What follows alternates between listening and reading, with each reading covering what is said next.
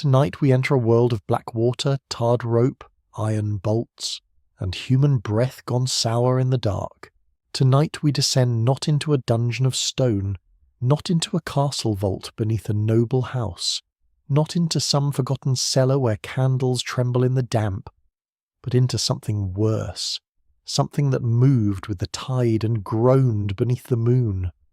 A prison that floated, a prison that stank, a prison that seemed, to those trapped within it, less like an invention of law than a punishment dragged up from the pit of some older and a more pitiless age, out upon the harbours of the 18th century, where gulls cried above grey waves and masts stood like winter forests against the sky. There lay ships that no longer promised passage, trade, victory, or adventure.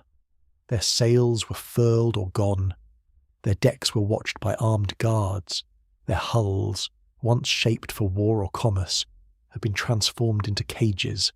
Within them, men coughed, prayed, cursed, sweated, starved, bled, and died. These were the prison ships. To the eye from shore, they may have appeared almost ordinary, a dark hull resting on the water, a few boats moving to and from the side, soldiers posted along the rail, perhaps a lantern swinging in the evening wind. But beneath the deck, where daylight fell only in grudging slivers, another universe existed. There, in the low and airless spaces between timbers, hundreds of prisoners lay crowded together upon planks slick with filth. The smell was not merely unpleasant, it was total. It entered the mouth, it soaked the hair, it clung to clothing and skin. It was the smell of bilge water, sickness, human waste, rotting food, infected wounds, damp straw, and death waiting patiently in the corners. The brutal reality of these vessels was not an accident of one cruel day, or one wicked guard. It was the consequence of systems. War demanded prisoners. Empires demanded order. Governments wished to punish without building enough prisons. Armies wished to detain enemies without feeding them properly. Contractors sought payment. Officials wrote reports. Clerks counted names. Men were moved from land to ship, from ship to hold to sickness, and from sickness to a shallow grave. And still, for the most part, secrets remain hidden. The prison ship was both visible and invisible. It floated in public waters, close enough for people to see its silhouette, and yet what happened within remained concealed by hatches, bulkheads, military necessity, and official indifference. Its horror was not hidden because no one knew. It was hidden because too many people found it convenient not to know too much. Imagine the first sound. Not the sea, not the gulls, not the creaking of rigging overhead, but the clank of iron as the prisoners were brought aboard, men taken in battle, sailors accused of rebellion, captured privateers, political enemies, debtors, soldiers, the unlucky, the nameless, the poor. Some were young enough to still have soft faces. Some were old enough to have buried children. Some carried wounds from musket fire or blades. Some carried only hunger and terror. Many believed that confinement meant waiting. Waiting for exchange. Waiting for trial. Waiting for transport. Waiting for the war to change direction. But aboard these ships, waiting became its own sentence. The 18th century was an age of polished drawing rooms and savage punishments, of philosophers writing about liberty while prisoners suffocated within sight of imperial capitals. It was an age in which men spoke of reason, natural rights, and the progress of civilization, yet still accepted that captives might be packed below deck until fever did the work of the hangman. The contradiction is not small, it is the dark hinge on which this story turns. The prison ship became a death trap because everything necessary for life was rationed, corrupted, or denied. Air became scarce, water became foul, food became a weapon, space disappeared, cleanliness became impossible. Disease moved with terrible freedom. The body, deprived of rest, nutrition, and dignity, began to collapse. A scratch became an infection. A cough became a sentence. A fever became a messenger that passed from one prisoner to another through breath, touch, straw, lice, sweat, and despair. In these conditions, time itself changed. Days were no longer measured by labour, meals, bells, or sunrise. They were measured by the opening of a hatch, by the arrival of a bucket, by the removal of a corpse, by the slight shift of bodies when one more prisoner stopped moving. The ship rocked gently, almost tenderly as upon the tide, while within it men struggled for inches of space on which to lie down. There is a terrible intimacy to such suffering. Prisoners heard one another dream. They heard one another weep. They heard prayers spoken in whispers when strength had almost gone. They heard the breathing of the sick grow shallow. They heard the insects. They heard rats moving in the dark. They heard the sea striking the hull, close enough to touch and yet unreachable. A world of cold, open water surrounding men who were dying of thirst. This is why prison ships haunt history. They were not merely prisons placed upon water. They were sealed environments where neglect multiplied. A bad ration on land was misery. A bad ration below deck became starvation. Poor sanitation on land was dangerous. Poor sanitation in a crowded hull became plague. A cruel guard on land could torment a prisoner. A cruel system at sea could make the entire vessel into an instrument of slow destruction. And yet, these men were not shadows without minds. They were not statistics drifting through official paperwork. They were human beings with memories of home, mothers, wives, children, fields, workshops, taverns, churches, roads, and rivers. They knew songs. They knew jokes. They knew fear. They had opinions about kings, congresses, officers, wages, bread, and fate. Some believed in God. Some cursed God. Some kept count of the dead. Some tried not to count at all. To treat them only as victims is to flatten them. To treat them only as rebels or criminals is to excuse what was done. They were prisoners caught inside a machinery of war and empire, but they remained thinking, feeling, remembering people. Their suffering forces us to look steadily at a question that has never fully left the world. What happens when a society decides that certain lives may be stored out of sight? The answer, in the 18th century, often floated in a harbour. The ships creaked. The guards watched. The tide rose and fell. On shore, cities continued. Markets opened. Bells rang. Families ate supper. Candles burned behind windows. In the distance, the prison hulks sat in darkness, heavy with breath and fever, carrying their cargo of forgotten men. So, before you get comfortable, take a moment to like the video and subscribe, but only if you genuinely enjoy what I do here.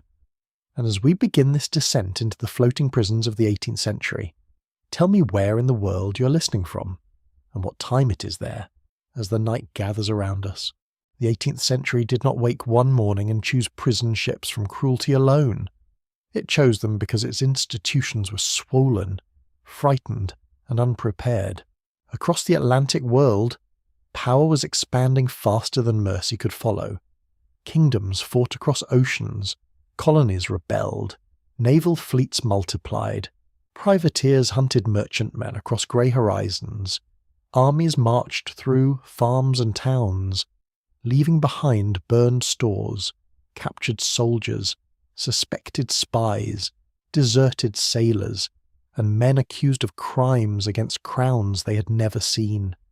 Every war produced prisoners, every port produced offenders, every city produced debtors, every empire produced people it wished to confine or question, punish, or forget. But the prisons of the age were already groaning.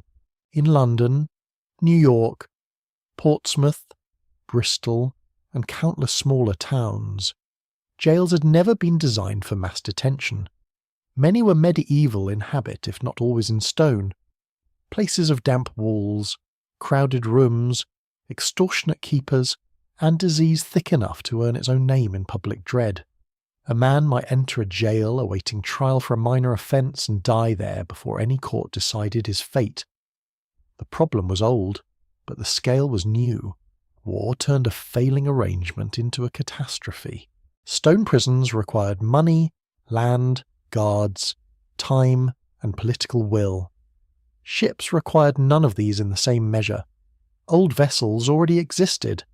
Damaged warships, captured merchantmen, dismasted hulks, and obsolete transports could be anchored in harbours and converted with brutal simplicity. Remove what was useful, seal what was dangerous, add barriers, gratings, locks, sentry posts, and iron. Tow them into guarded water, put men inside. To officials, the logic must have seemed coldly efficient. A ship did not need to occupy precious urban land. It could be kept away from crowds. It could be watched from boats. Its prisoners could not simply walk out through a door.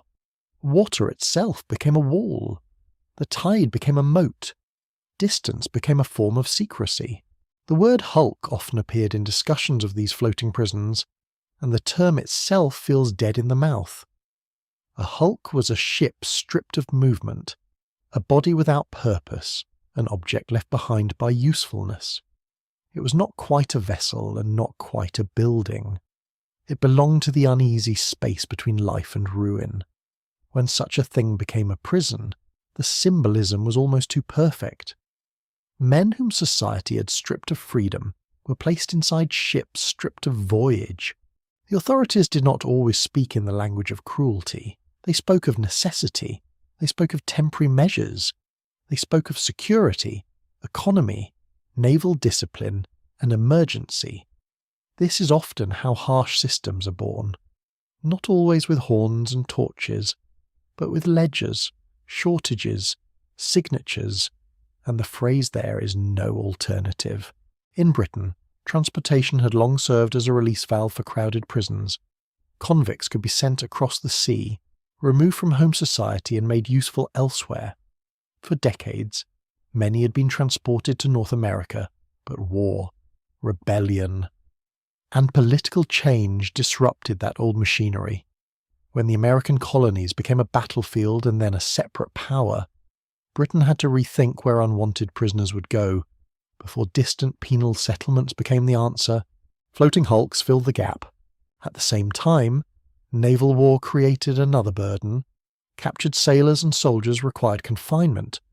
On paper, such men might later be exchanged. In practice, exchange was slow, uncertain, political, and often blocked by disputes over status. Was a rebel soldier a prisoner of war or a traitor?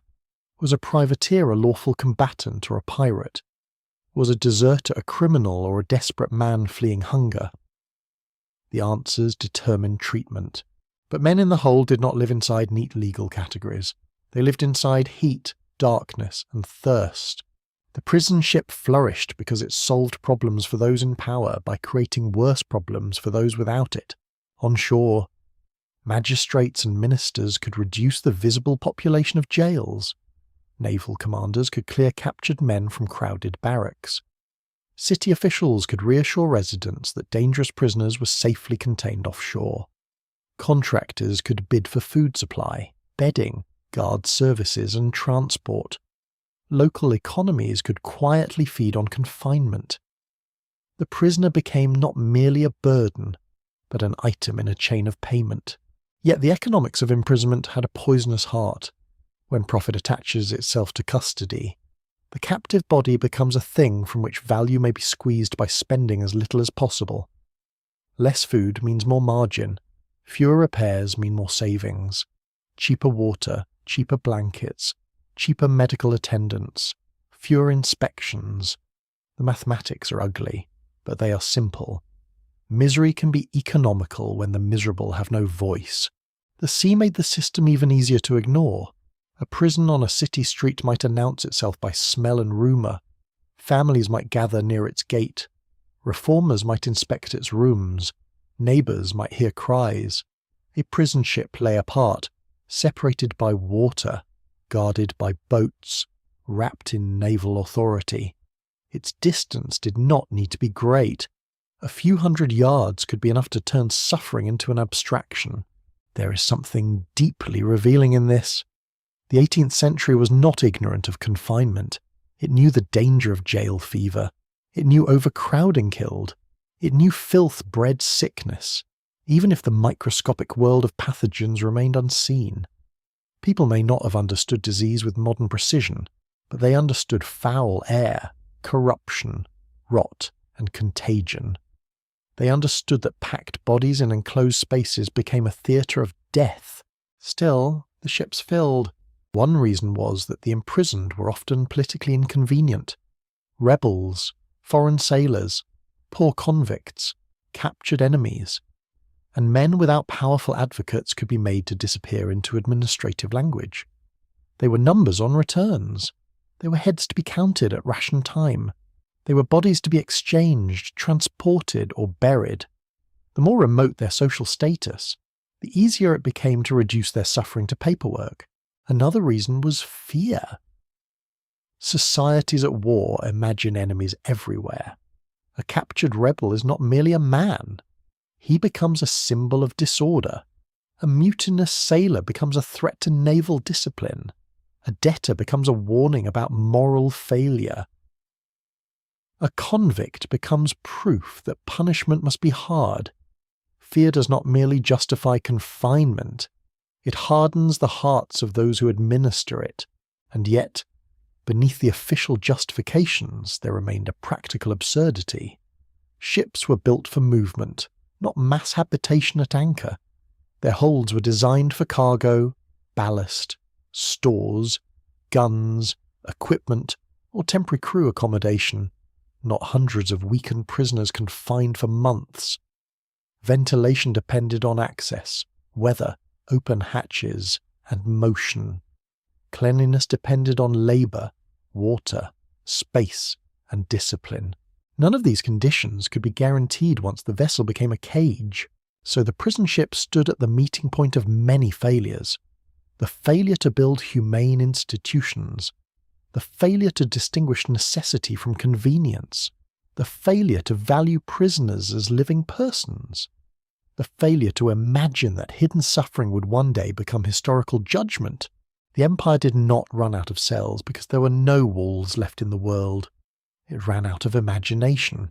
It chose the harbour because the harbour was available. It chose old hulls because old hulls were cheap. It chose distance because distance softened guilt. And on the water, beneath locked hatches, men paid the price for that choice. The journey into a prison ship began long before a man reached the hatch. It began on the quay, where the smell of salt water mixed with horse dung, coal smoke, wet rope, fish scales, tar, and the sour odour of fear. Men stood under guard in ragged lines, watched by sailors, soldiers, clerks, dock labourers, and curious citizens who had gathered as people always gather when misery becomes public spectacle. Some prisoners had their wrists bound, some limped from wounds not properly dressed, some stared at the vessel before them with the hard, unbelieving look of men who understood that the sea, once a symbol of passage, had become a wall. The ship waited offshore or moored near the wharf, dark against the moving water.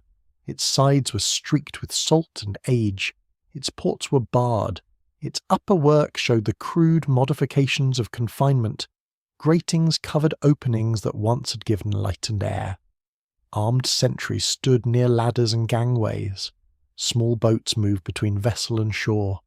Each one watched carefully, each one carrying another portion of human cargo toward the floating prison. The first descent was a ceremony of degradation. Names were called, often badly. Ages were guessed. Wounds were ignored unless they prevented movement. The prisoner was no longer a farmer, sailor, apprentice, carpenter, printer, soldier, husband, son, or father. He became a body and account. In some cases he was searched with humiliating thoroughness. Knives, coins, letters, tobacco, tools, belts, extra clothing, small keepsakes, and anything that might aid escape or comfort were taken away. A man might lose the last letter from his wife, the small knife he'd carried since boyhood, the clasp that held his coat, or a scrap of paper on which he had written names he feared forgetting. Such details matter. The prison ship did not merely confine the body. It began by erasing the small objects that told a man who he was. Then came the crossing from shore to hull. For some, this was a short movement across harbour water, but to the imagination it must have felt immense. The boat rocked beneath chained ankles, oars dipped, guards kept muskets close. The prisoner saw the city or shore behind him, not as home, perhaps, but as land, as space, as breath. Chimneys smoked, bells sounded faintly. People moved freely in streets only a little distance away. Then the boat struck the side of the prison ship, and the ladder loomed above. The climb aboard was awkward, especially for men in irons. Hands reached for wet wood, boots slipped, guards shouted. The smell descended even before the prisoner did. It seeped upward through the gratings, a warning rising from below. Those who had been held in bad jails knew foulness. But a prison ship had its own atmosphere, compressed, damp, animal, marine, and human all at once. It carried the reek of bodies that could not wash, of waste that could not be removed quickly enough, of fever sweat, stale breath, and bilge water trapped in the belly of the vessel. At the hatch the world narrowed. Above, there was sky, even if grey. There was wind, even if cold. There was the visible horizon, the masts, the gulls, the shifting light upon the water. Below, there was a black opening edged by worn timber. A ladder dropped into darkness. Voices rose from within, confused and hollow. A cough, a curse, a call for water, a laugh too sharp to be sane. The prisoner lowered himself down, rung by rung, and the ship swallowed him. The first sensation was often heat. Even in cold weather, the hold could feel close and wet, warmed by the breath and bodies of too many men. In summer, it became nearly unbearable. Air did not move freely through packed decks. The ceilings were low. A tall man stooped. The darkness was not complete everywhere, but it was thick. Light entered in pale shafts, broken by grates and bodies, revealing faces and limbs in fragments. Eyes flashed, teeth showed, skin shone with sweat, clothing hung in rags. Straw lay matted beneath feet, buckets stood in corners. The planks were sticky in places and slick in others. The second sensation was noise, not loud in the manner of battle, but constant, intimate, inescapable. Men breathing, men shifting, chains scraping, wood creaking, water slapping the hull, someone retching, someone praying, someone begging a guard above, someone whispering a rumour, someone calling the name of a friend who did not answer. In such a place silence was almost impossible, and yet loneliness grew more absolute because every man was trapped inside his own fear. Then came the eyes of the other prisoners. A new arrival was inspected quickly. Was he healthy? Did he have food hidden? Did he know news from shore? Had there been a battle? Was exchange coming? Had any names been called? Did he bring disease? Was he strong enough to claim space or weak enough to be pushed aside? Information passed like contraband. Hope passed the same way, often bruised, often false, always needed. Space was the first battle. A prisoner had to find a place to sit, then perhaps to lie down. There might be no proper sleeping place left. Men slept shoulder to shoulder, hip to hip, curled around chains or pressed against damp planking. The body learned new humiliations. Knees became pillows. Elbows became weapons. Feet touched faces in the dark. Turning over could require negotiation. The sick were avoided if possible, yet unavoidable in fact. The dying occupied space the living needed, and this terrible truth created moral injuries no official record could measure. Rules were explained, if explanation can be used for commands barked from above. when prisoners might come up for air, where they might relieve themselves, when rations would be issued, what punishments followed disorder, how close they might come to a hatch, what would happen if they tried to signal shore, cut wood, attack guards, or hide the dead. The rules did not create order so much as define power. They reminded each man that even his movement, thirst, and need for daylight belonged to someone else. There was also the first night. That first night may have been the true arrival. Daylight faded above the grates, and the hold became a den of breathing darkness. Without familiar walls, without a bed, without privacy, without a trusted voice, a man met the full meaning of captivity. The ship moved gently, but the movement gave no comfort. It made the prison feel alive. Timbers groaned like an old animal. Chains answered with faint metallic sounds. Rats emerged more boldly. The stench deepened. Fevered men muttered in dreams. Somewhere in the dark, someone sobbed softly, perhaps ashamed of being heard, perhaps past shame altogether. To descend into such a ship was to cross a border that no map recorded. The prisoner left the ordinary world of law and entered a hidden kingdom of ration, disease, rumour, and endurance. His first task was not escape. His first task was to breathe without panic. His second was to learn where to place his body. His third was to preserve, in whatever small chamber of the mind remained untouched, the knowledge that he had once been more than a captive in the dark. Hunger aboard a prison ship was not a single sharp pain. It was a climate. It settled over men slowly, like damp settling into wool. It altered the face first, hollowing the cheeks, tightening the skin around the eyes, making the jaw seem larger and the gaze more watchful. Then it reached the shoulders and back, stealing strength from muscles that had once hauled rope, swung axes, carried muskets, lifted barrels, or embraced children. It entered the temper. Men who had once been patient became brittle. Men who had once been brave became quiet. Men who had once shared without thought began to count crumbs with the cold precision of bankers. Food arrived as a ritual of power. At appointed times, prisoners waited for the sound of movement above. A hatch might open, a guard might shout, a tub, basket, or sack might descend. The distribution rarely carried dignity. Men pressed forward, shouted names, extended hands, cursed those who shoved, begged those who measured, and watched with desperate attention as portions were cut, scooped, tossed, or passed along. In a world where a mouthful could matter, fairness became sacred, and unfairness became violence waiting to happen. The ration was supposed to represent order.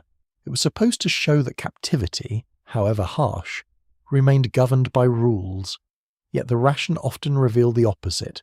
Bread could be hard as old wood, crawling with insects, sour with age, or green with corruption. Meat could arrive salted beyond endurance, rancid at the edges, or so stringy and poor that chewing it became labour. Peas might be half-cooked, flour might be musty, cheese might stink of rot, grease might float in thin liquid that men called soup only because the body needed some word of hope. The worst food did more than fail to nourish. It insulted the prisoner. It told him that his captors did not believe his body deserved care. A healthy man on land might endure bad bread for a day. In the hold, among fever, damp, sleeplessness, wounds, fear, and foul air, bad bread became one more hand pushing him toward the grave. The body under stress demands more sustenance, not less. It needs clean water, protein, warmth, rest, and minerals. Instead, prisoners often receive provision selected less for health than for convenience. Storage, cost, and indifference. Salt preserved meat, but salt demanded water. Hard biscuit lasted, but it broke teeth and fed worms.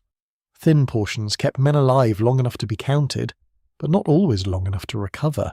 Water was more terrible still. A ship was surrounded by water, rocked by water, sounded by water, glimmering with water whenever light fell through the hatch. Yet the sea could not be drunk. Fresh water had to be stored, delivered, protected, and measured. In casks it could turn stale, warm, slimy, and foul. It could taste of wood, mud, algae, rot, or the ghosts of whatever had once filled the barrel. Men drank because thirst conquered disgust. They drank with lips cracked and tongues swollen. They drank carefully when portions were small, greedily when panic overcame caution, suspiciously when sickness spread. Thirst changed the mind in ways hunger could not. Hunger weakened. Thirst maddened. A man denied enough water began to dream of wells, rain, streams, and kitchen pails. He remembered the sound of water poured into a cup. He remembered frost melting in a ditch. He remembered his mother handing him a ladle. Memory itself became cruelty. In the heat of a crowded hold, water became life, currency, temptation, and torment. A sip could be traded. A cup could be stolen. A weakened man might sleep with his ration close, one arm wrapped around it, as though guarding treasure. Fights broke out over imagined thefts. Men accused one another with eyes too bright from fever. A spilled measure could bring mourning out of proportion to its size, because nothing was merely small in a place where the body was always near its limit.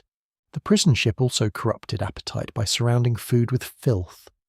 Men ate beside sickness. They ate near waste buckets. They ate while lice moved in seams and rats waited for darkness. They ate with hands that could not be properly washed. They ate while the dead or dying lay close. The simple human act of taking nourishment became entangled with revulsion.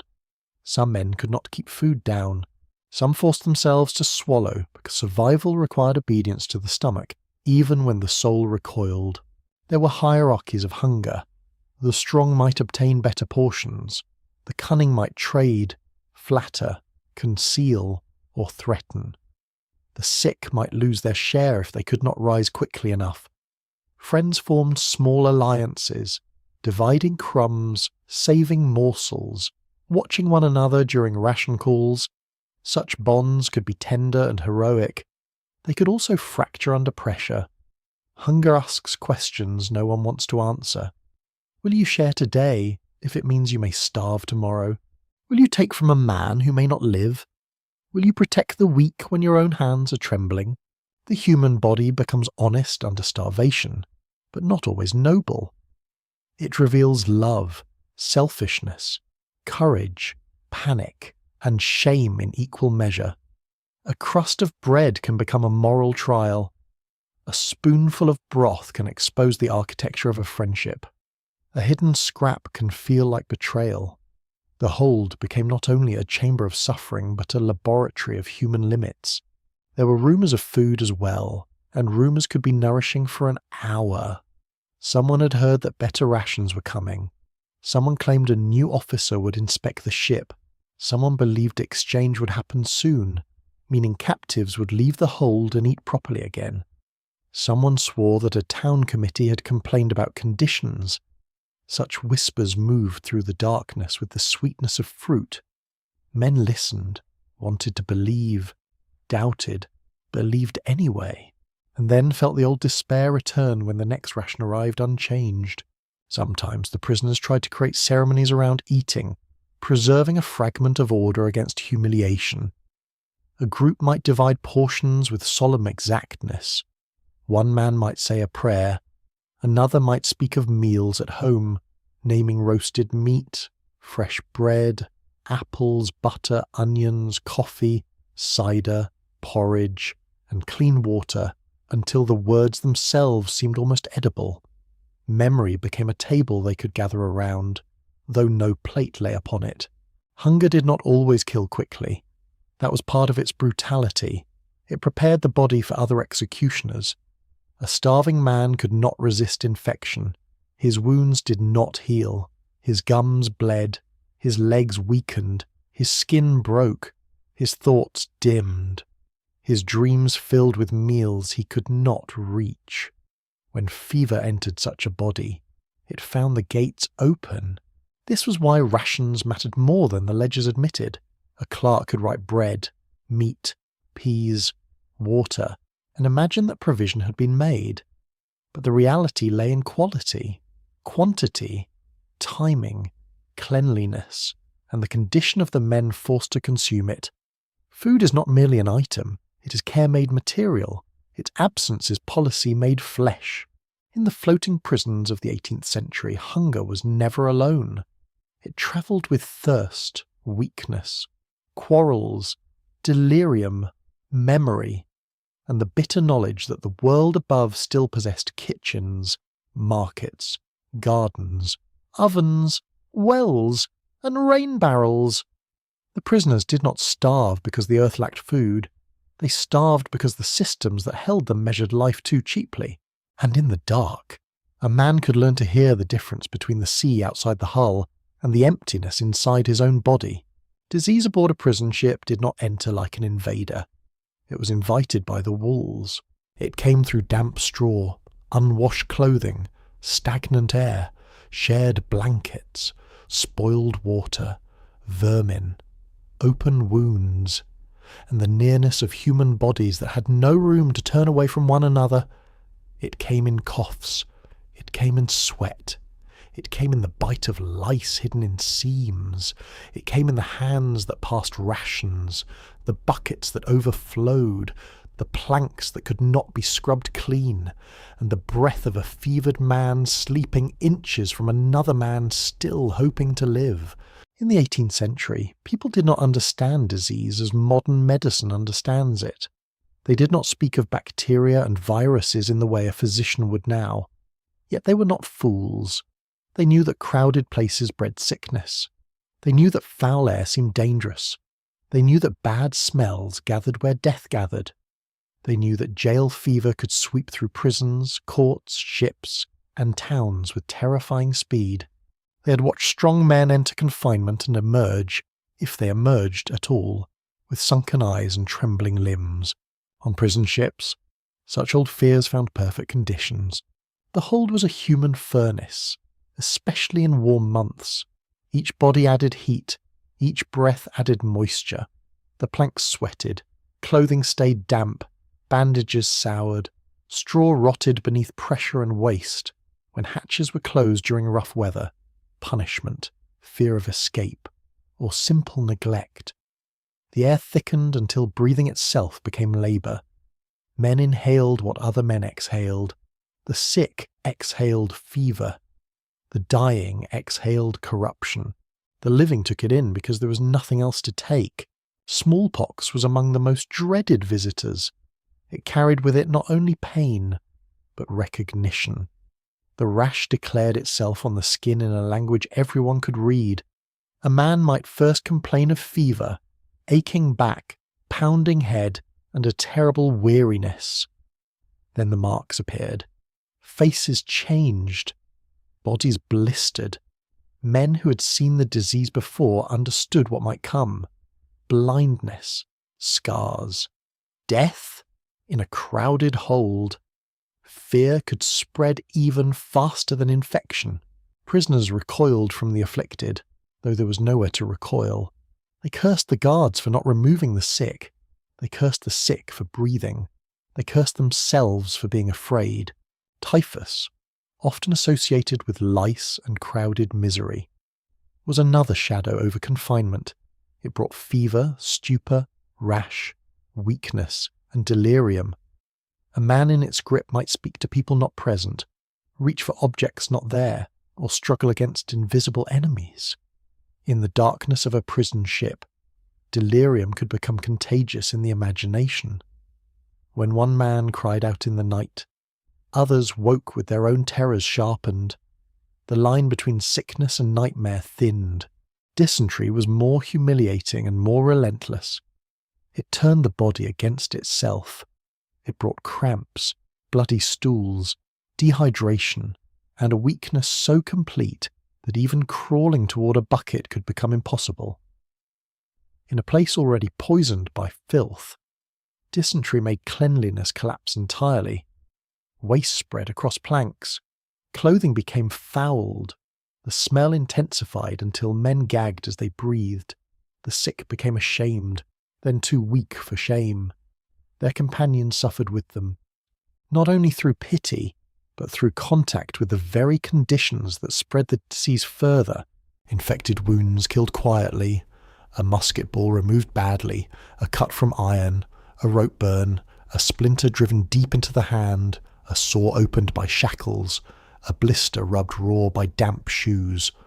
All could become fatal when the body had no strength, and the environment offered no mercy.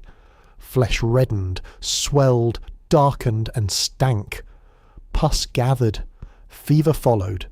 A man might hide a wound at first, afraid of losing his place, his ration, or his last claim to toughness. By the time he could no longer hide it, the body had begun its surrender. The prison ship had no true hospital in the humane sense. There might be a place where the sick were sent, a corner, a separate deck, a lighter, another vessel, a designation in a report. But separation without treatment was only rearranged suffering. Medical attention varied wildly. Some surgeons were overwhelmed, some were indifferent. Some lacked supplies. Some believed in methods that offered little help.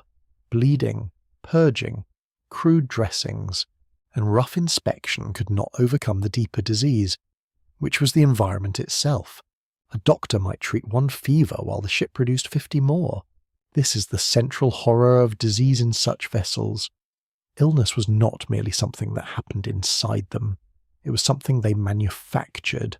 Every design failure, every ration failure, every sanitation failure, every delay in removing the sick, every shortage of water, every locked hatch, every crowded berth became part of an invisible machinery. The ship was not passive. It became an ecosystem of suffering, and disease was its most efficient language. Death altered the social order below deck. At first, a dying man might be surrounded by friends, prayed over, comforted, helped with water, held through spasms of fever. But when deaths multiplied, tenderness became harder to sustain. Men exhausted by their own weakness could not always assist others.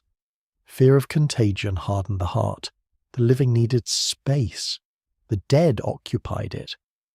Bodies might remain too long in the hold, especially if removal was delayed by weather, routine, or neglect. A corpse in such conditions ceased to be only a tragedy. It became a threat. Yet even amid horror, care survived. A prisoner might lift another man's head so he could drink. Someone might surrender a cleaner rag for a wound. Someone might scrape filth away from the place where a sick companion lay. Someone might remember a prayer from childhood and speak it over a body whose family would never know the hour of death. These gestures were small, but in the hold they became acts of rebellion against reduction. The system treated men as storage problems. Care insisted they were souls. The sounds of sickness were unforgettable. The wet cough repeated until it seemed to belong to the ship itself. The groan of men with cramps, the muttering of fever, the rasp of breath from a throat too dry to swallow, the sudden silence when a struggle ended, the call for a surgeon who did not come quickly enough, the scrape of feet making room for removal, the hatch opening, the brief fall of daylight onto faces turned upward, the body carried away. Disease made prisoners aware of their bodies in new and terrible ways. Every itch became suspicion. Every chill became prophecy. Every headache invited dread. Men studied one another's faces for signs. They measured their own strength when standing. They asked whether their gums bled, whether their skin burned, whether their bowels had changed, whether the spots on an arm were dirt or doom. In such conditions, fear itself became a second fever.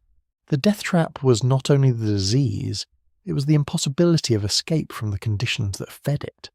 A man could not choose fresh air. He could not wash properly. He could not move away from infection. He could not obtain clean bedding by labour or money. He could not demand a safe distance from the dying. He could not step into a field, warm himself by a hearth, or sleep alone beneath a clean blanket. His body belonged to the hold, and the hold belonged to decay. In this way, disease became the prison ship's final authority. Guards could threaten, officers could command, clerks could count, but fever decided who would wake, who would rave, who would weaken, and who would vanish into the water's memory. It moved without uniform, without musket, without trial, and without appeal, and for many men, the sentence was carried not by a judge's voice, but by a breath taken in the dark. A prison ship was a machine made of wood, iron, shadow, and heat. Its cruelty did not depend only on the temper of guards or the neglect of officers. It was built into its shape. A vessel designed to cross water had been forced into a new purpose, and every beam seemed to resist that purpose by making human life more difficult. The ship had once required discipline, labour, wind, and motion. As a prison, it required only containment. It no longer had to carry men somewhere. It had to keep them nowhere. The decks below were low and close. A man of ordinary height might be forced to bend his neck or stoop at the shoulders, especially in the deeper parts of the vessel where the curve of the hull narrowed the world. The air did not circulate in the manner of a house with windows, nor even like a barracks with doors and yards. It slipped through openings when permitted, then vanished into corners where bodies crowded and damp gathered. When too many prisoners were forced into such spaces, the vessel's architecture became a sentence pronounced silently. Wood remembers water. The timbers of old ships held moisture in their grain. Planks swelled. Seams sweated. The smell of tar, pitch, salt, rot, and bilge rose from below like an ancient breath. Beneath the prisoners lay the foul lower parts of the vessel, where water collected and stagnated, mingling with waste, spoiled scraps, vermin droppings, and the sour residue of long use. Bilge water was not simply dirty, it was a presence. It announced that the ship itself was decaying, and that those confined within it were living inside a body already half ruined. Darkness made everything worse. The ice strained constantly. Faces appeared and disappeared. A hand reached from shadow. A bowl passed through shadow. A chain glinted briefly, then vanished. Men learned one another by voice, cough, shape, and smell. Light was not merely useful, it was emotional nourishment. A pale shaft through a grate could draw men toward it as plants lean toward the sun. When hatches were opened, even for practical reasons, heads lifted. The smallest patch of blue sky might become an event, but light also revealed what darkness concealed: the stained planks, the matted hair, the lice moving along collars, the hollow cheeks, the red sores under iron, the rats watching from gaps in the wood. A man might long for daylight and dread it at the same time, because daylight proved that the nightmare was real. Chains were the most personal part of the ship's machinery. Iron does not merely restrain, it teaches the body to expect pain. Around wrists, it rubbed skin raw. Around ankles, it changed the way a man walked, slept, sat, and relieved himself. A shackle could be too tight in heat when flesh swelled. It could be cold enough in winter to burn like ice. It could catch on planks and make sudden movement dangerous. The constant weight of metal reminded prisoners that their bodies had been converted into objects of control. There were degrees of restraint. Some men were heavily ironed. Others were confined by the ship itself, guarded openings, and the threat of punishment. But even when chains were not fixed to every limb, iron defined the atmosphere. The clank of it formed part of the soundscape. A man heard his own captivity when he shifted. He heard another man's captivity when someone turned in sleep. In time, the noise became so familiar that its absence might seem strange. Heat was another jailer. In summer, the hold could become a sweating vault. The sun beat down upon the deck. The harbour air grew still. The packed bodies below produced warmth that could not escape. Breath thickened. Tempers sharpened, shirts clung to skin, men stripped to rags when allowed, exposing sores, scars, bruises, and wasted limbs. The smell intensified until it seemed almost visible, an invisible fog pressing against the tongue. In such heat, sleep became broken and shallow. The body could not cool itself. Men woke gasping. They pushed against one another for air. Some crawled near grates, desperate for a moving current no wider than a hand.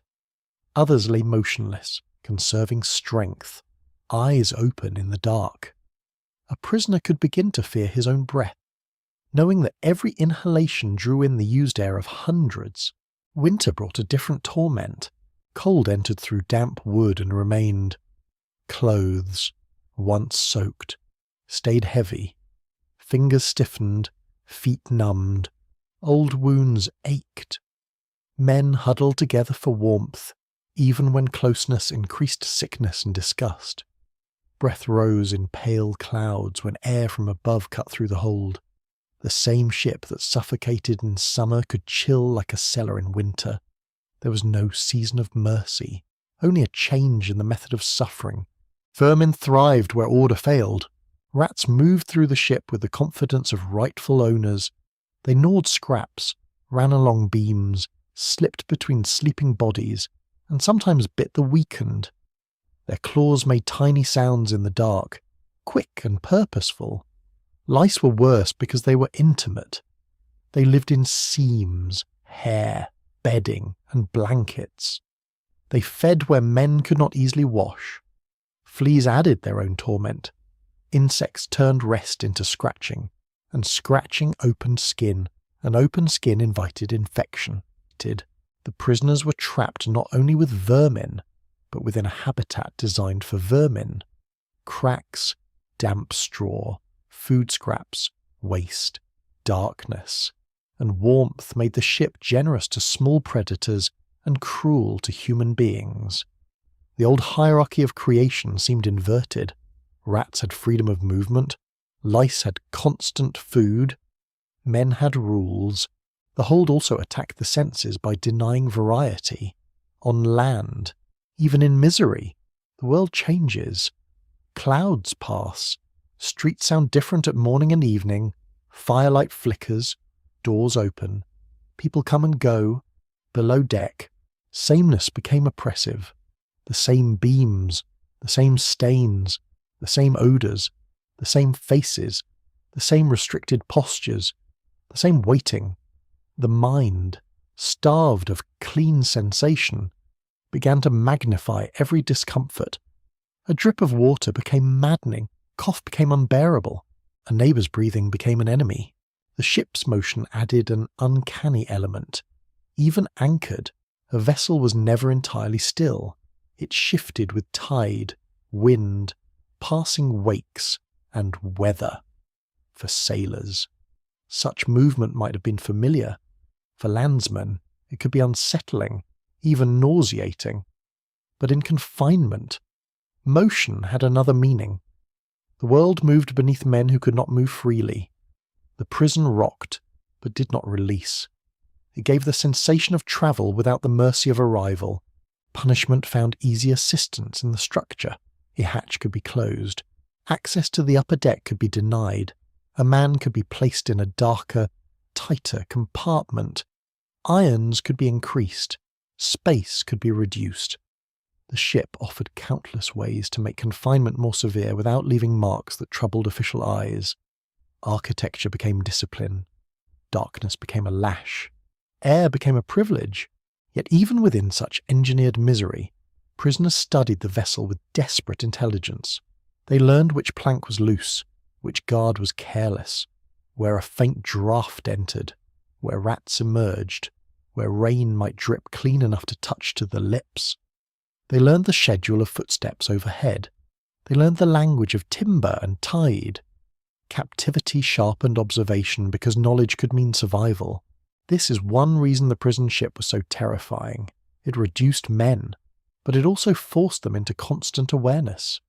There was no true rest from the body, no true rest from the senses, no true rest from the knowledge of enclosure. The The low ceiling pressed upon posture, the chains pressed upon skin, the heat pressed upon breath, the darkness pressed upon thought. A stone prison stands against the earth. A prison ship floats between worlds. Neither land nor journey, neither battlefield nor grave. And in that unstable space it turned ordinary materials into instruments of ruin. Wood, iron, rope, hatch, grate, and hull became parts of a single brutal design. The death trap did not need to roar. It only needed to close. Power aboard a prison ship wore many faces. It wore the red coat of the soldier standing watch with musket and bayonet. It wore the tarred jacket of the sailor ordered to row prisoners from shore. It wore the better cloth of the officer who inspected the decks with a handkerchief near his nose. It wore the ink-stained cuffs of the clerk who entered numbers into a ledger. It wore the plain, practical expression of the contractor who supplied bread, meat, straw, water, candles, chains, and burial labour. Cruelty in such places was rarely the work of one monster alone. It was distributed, one man ordered, another signed, another counted, another delivered, another looked away. Another said that regulations had been followed. Another said the prisoners were fortunate to receive anything at all. By the time suffering reached its victim, responsibility had been divided so finely that each participant could pretend he held only a fragment of guilt. The guards were nearest, and for that reason they have often taken the darkest place in memory. They controlled the hatches, the ladders, the movement between darkness and air. They decided whether a request was heard or mocked. They carried weapons in a world where prisoners carried weakness. Some were brutal by nature, some became brutal through habit. Some feared the captives and disguised fear as rage. Some obeyed orders with dull obedience, neither sadistic nor kind, simply hardened by repetition. A guard did not need to strike often to rule completely. He only needed the power to strike. The prisoners knew this. They learned the step of a harsh man, the voice of a drunken man, the silence of a dangerous man. The timing of an officer whose arrival changed behaviour for an hour. Authority moved through sound. A boot on the deck above could still conversation below. A key turning could make men rise. A shouted order could send bodies backward into shadow. Yet guards were themselves part of a hierarchy. Many were poorly paid, tired, frightened of disease, and trapped in duties they despised. Some may have looked into the hold and felt pity. Some may have slipped extra water to a dying prisoner, allowed a letter to pass, delayed punishment, or turned away from a small act of forbidden kindness. History rarely preserves these gestures clearly, but human beings are never only their uniforms, even within cruel systems. Individuals could choose a little mercy or a little more cruelty. Above them stood officers and administrators, men who transformed confinement into policy. Their language was cleaner than the hold. They spoke of security, provisions, discipline, returns, expenses, mortality, transport, exchange, and supply. Such words created distance. A man gasping in the dark became an entry. 10 deaths became a figure.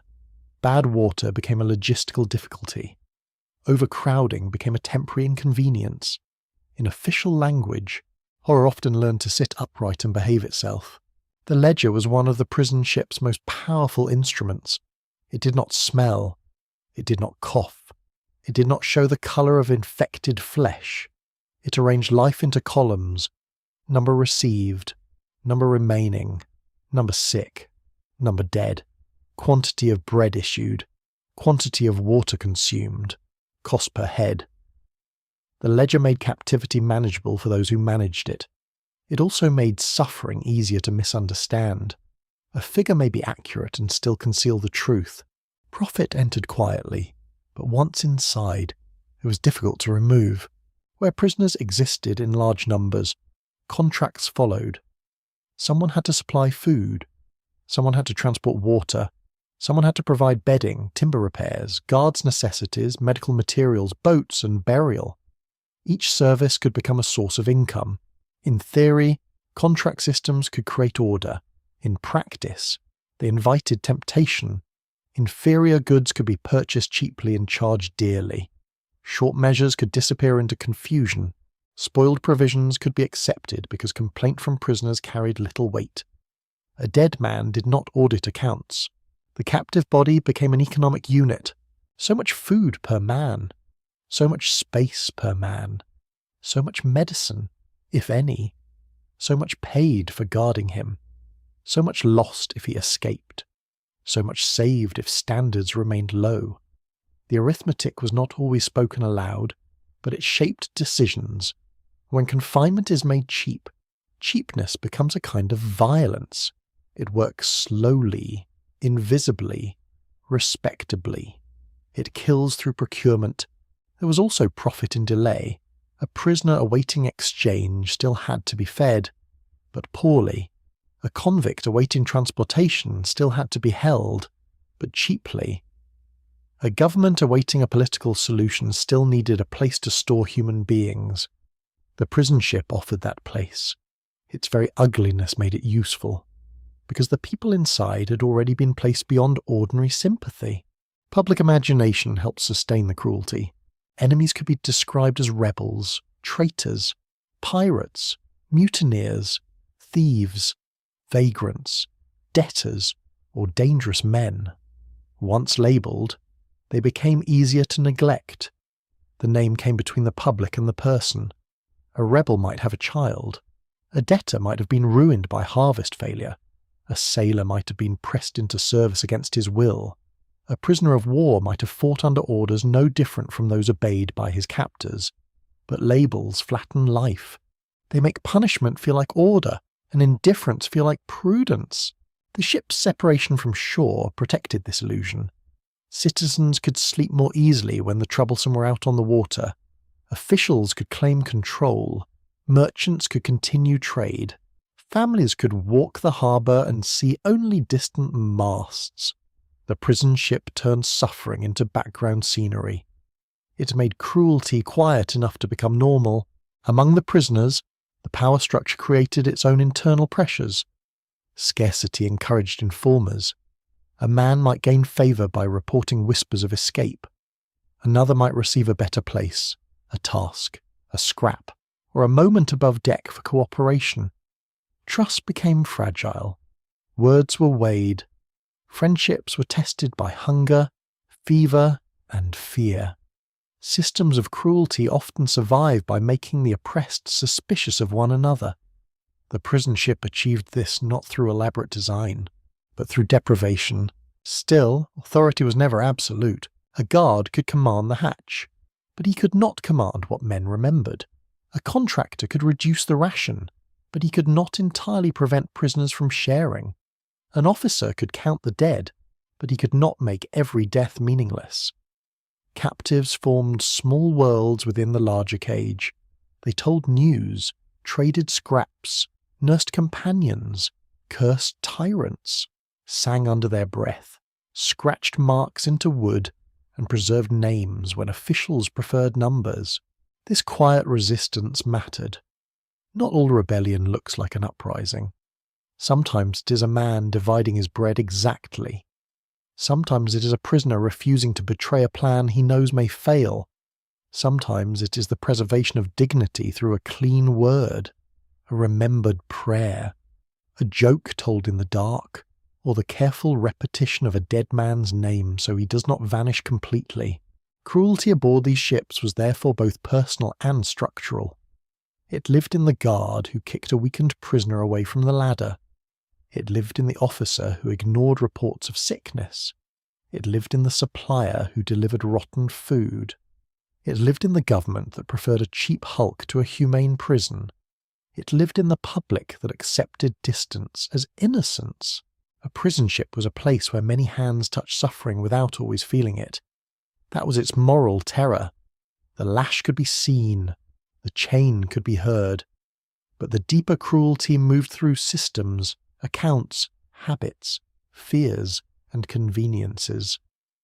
It allowed ordinary men to participate in extraordinary harm while telling themselves they had merely done their duty. And beneath them all, below the signed papers and guarded decks, the prisoners learned the oldest lesson of captivity. Power does not always shout. Sometimes it measures a ration, locks a hatch, writes a number, and walks away. In the waters around New York, the prison ship became a legend of dread. The harbour was vast, restless, and crowded with the machinery of war. Merchant vessels, warships, small boats, transports, tenders, barges, and damaged craft moved or waited beneath a sky often filled with smoke and gulls. The city had become a military centre, a place of occupation, command, suspicion, and punishment. Its docks carried the smells of salt, timber, mud, tar, fish, wet wool, and army stores. Its streets held soldiers from distant counties and islands, men speaking with accents drawn from across the Atlantic world. Beyond the bustle, on the water, lay the darker geography of captivity. The American Revolution produced prisoners in great numbers, and New York became one of the central stages of their suffering. Captured soldiers, privateers, sailors, suspected rebels, and men caught in the shifting violence of war were brought into a system that could not or would not hold them humanely. Some were confined in buildings on land. Others were sent out to ships whose names would be remembered with bitterness. Among them, the most infamous was the Jersey, a former warship reduced to a prison hulk. The Jersey had once belonged to the world of naval force. In its earlier life it had carried guns, orders, sailors, an imperial purpose. In its later life, stripped and anchored, it became something slower and more terrible. Its power was no longer expressed through cannon fire, but through confinement. It did not chase enemies, it consumed them. Men taken to such ships entered a system where the line between prisoner of war and condemned victim could feel almost meaningless.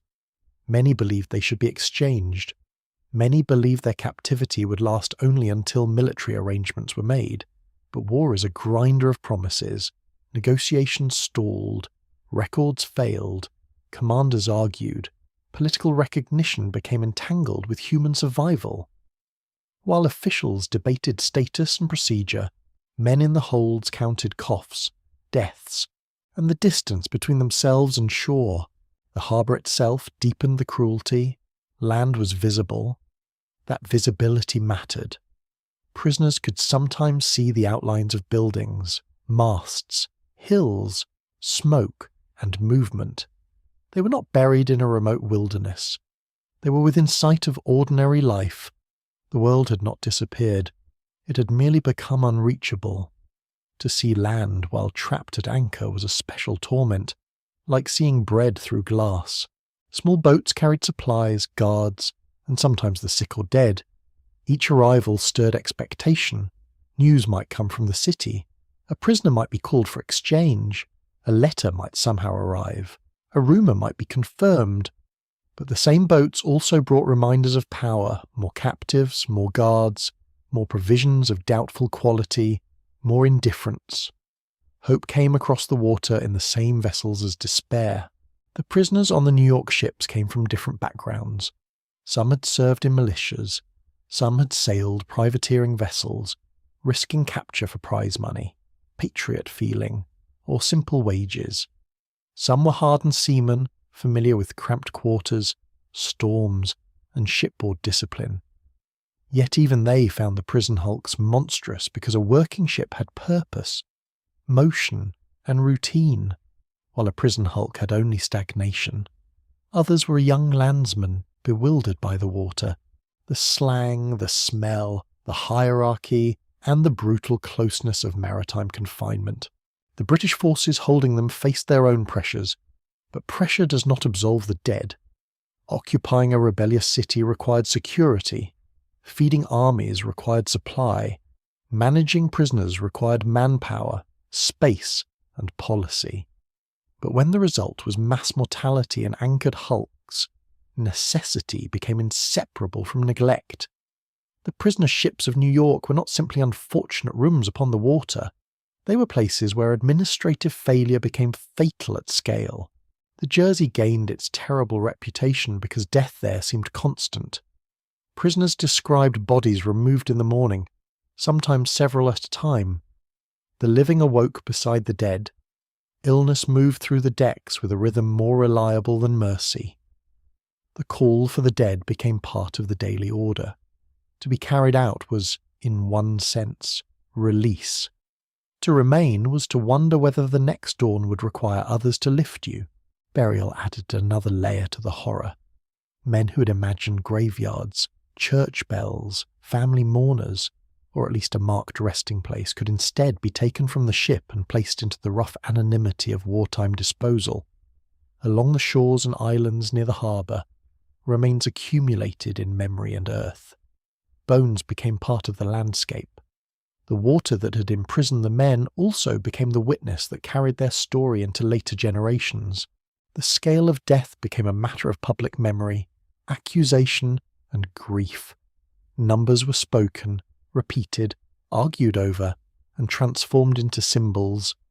Exact counts are difficult in a world of incomplete records, wartime propaganda, disease, and chaos. Yet the central truth does not depend on a perfect figure. Thousands suffered, many died.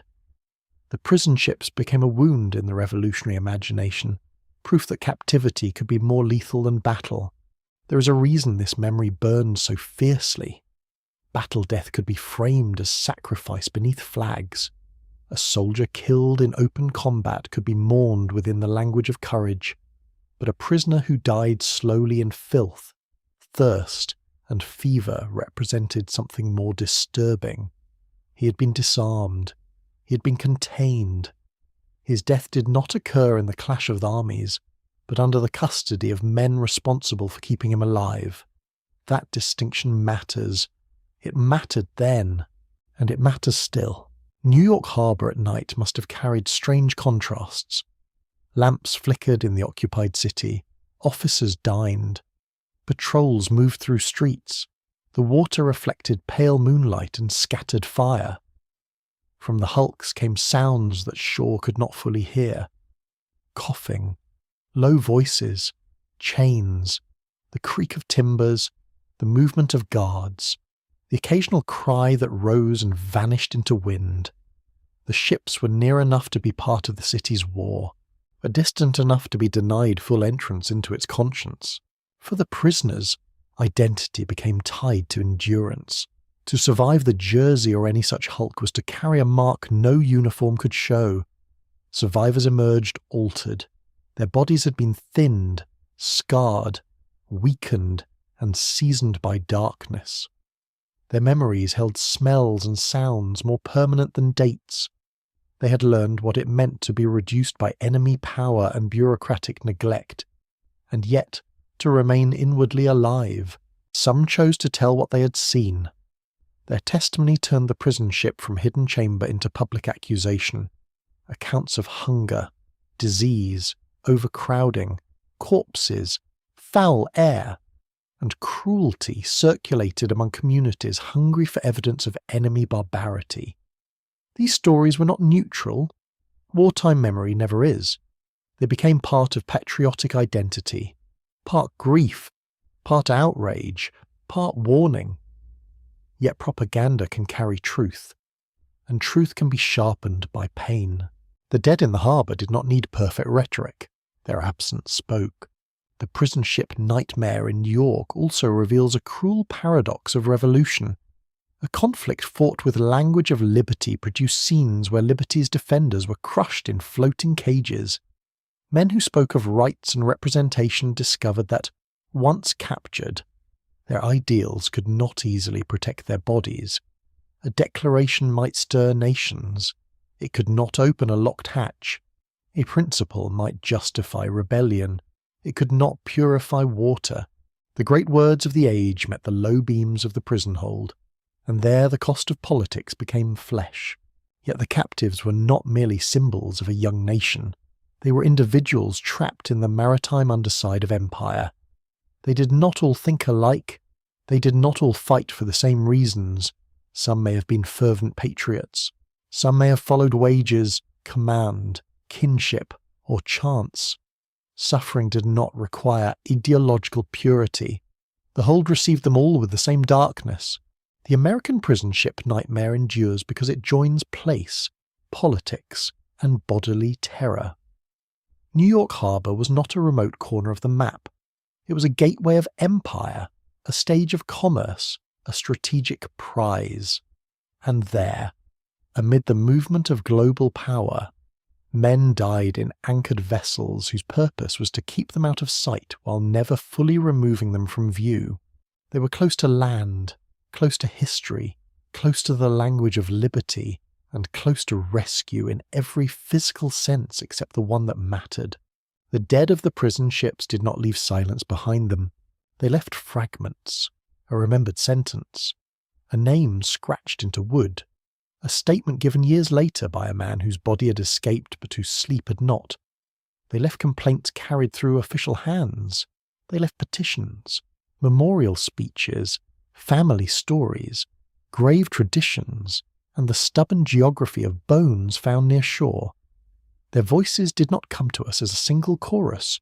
Clear and complete, they came broken, wind-torn, salt-stained, and yet powerful enough to trouble the conscience across centuries. To hear them, one must listen carefully. Official records often speak in a dry and narrowed language. They may record numbers, dates, transfers, rations, exchanges, deaths, or expenses. Such documents matter. They provide the frame, the structure, the cold skeleton of events. Yet they rarely tell what it felt like to wake beneath a beam while fever moved through the hold. They rarely describe the smell of a dead companion left too long nearby. They rarely pause over the way a man looked at a patch of daylight as though it were a holy object. The archive counts what power needed to manage. Memory preserves what suffering could not forget. Survivor testimony carries a different weight. A former prisoner might recall the blackness of the lower decks, the crowding, the cries for water, the daily removal of bodies, the filth beneath bare feet, or the terrible weakness that made men resemble ghosts.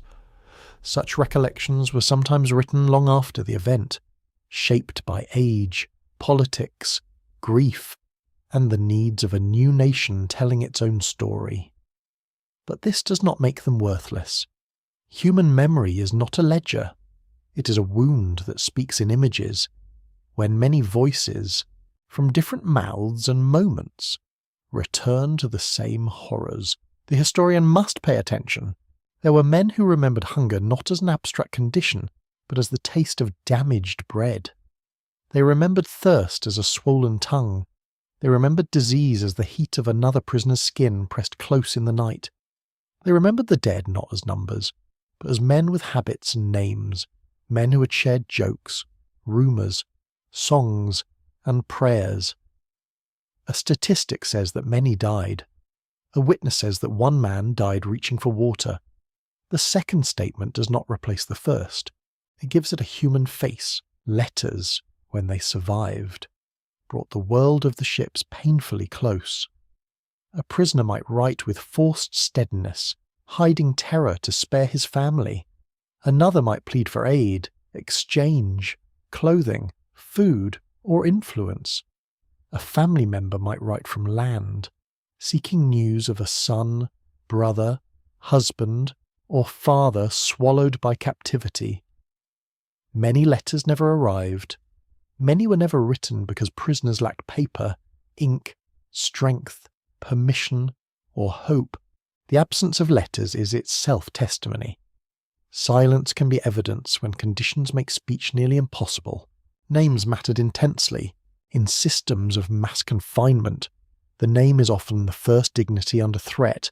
Officials may misspell it, shorten it, confuse it, or lose it entirely. A man becomes one among many. But among prisoners, names could be guarded like embers. To remember a dead companion's name was to resist the ship's power to turn him into refuse. To speak his hometown, his trade, or the name of his wife was to restore a small piece of the world from which he had been torn. Imagine a prisoner near death asking another to remember him, not to save him, for that may have been impossible, but to say that he had lived, to carry his name if exchange ever came, to tell someone, somewhere, that he did not vanish willingly. Such requests are among the oldest human acts. In the shadow of death, people ask not only for rescue, but for witness. The prison ships produced witnesses in abundance, though not all survived to speak. Those who did often carried a burden. To testify is to reopen the hold. It is to smell again what one has tried to forget. It is to see faces that did not emerge. It is to risk disbelief from those who prefer clean history.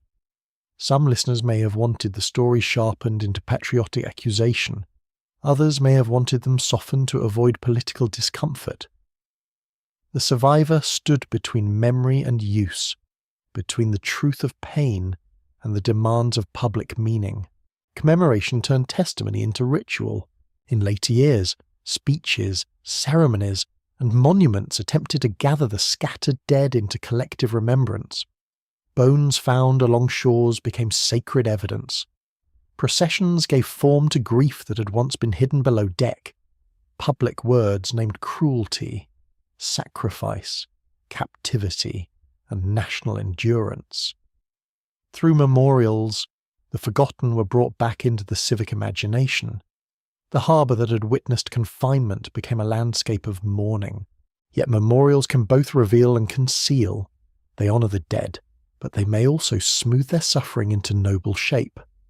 A monument cannot fully convey dysentery, panic, lice, infected wounds, thirst, and the shame of helplessness. Stone rises clean from the ground. The hold was not clean. Speeches may speak of heroes. Many prisoners were ordinary men, frightened men, flawed men, unlucky men, men who wanted home more than glory. To remember them honestly is not to make them smaller. It is to make them real. History must hold both the symbolic and the bodily truth. The prison ship dead became part of larger stories of nation, liberty, tyranny, and sacrifice. But they also died one body at a time. Their lungs filled, their bowels failed, their skin burned, their mouths dried, their fingers weakened. Their thoughts drifted to kitchens, fields, wives, mothers, children, churches, workshops, and roads they would never see again. The grandeur of public memory must never be allowed to erase the small private endings from which it was built. Some voices come through accusation. They speak of guards, officers, bad provisions, deliberate neglect, and impossible crowding. Some come through sorrow. They speak of friends, mass graves, and youth wasted in darkness. Some come through astonishment that human beings could do such things while claiming discipline, law, and civilization. Together, these voices form not a simple record, but a moral archive.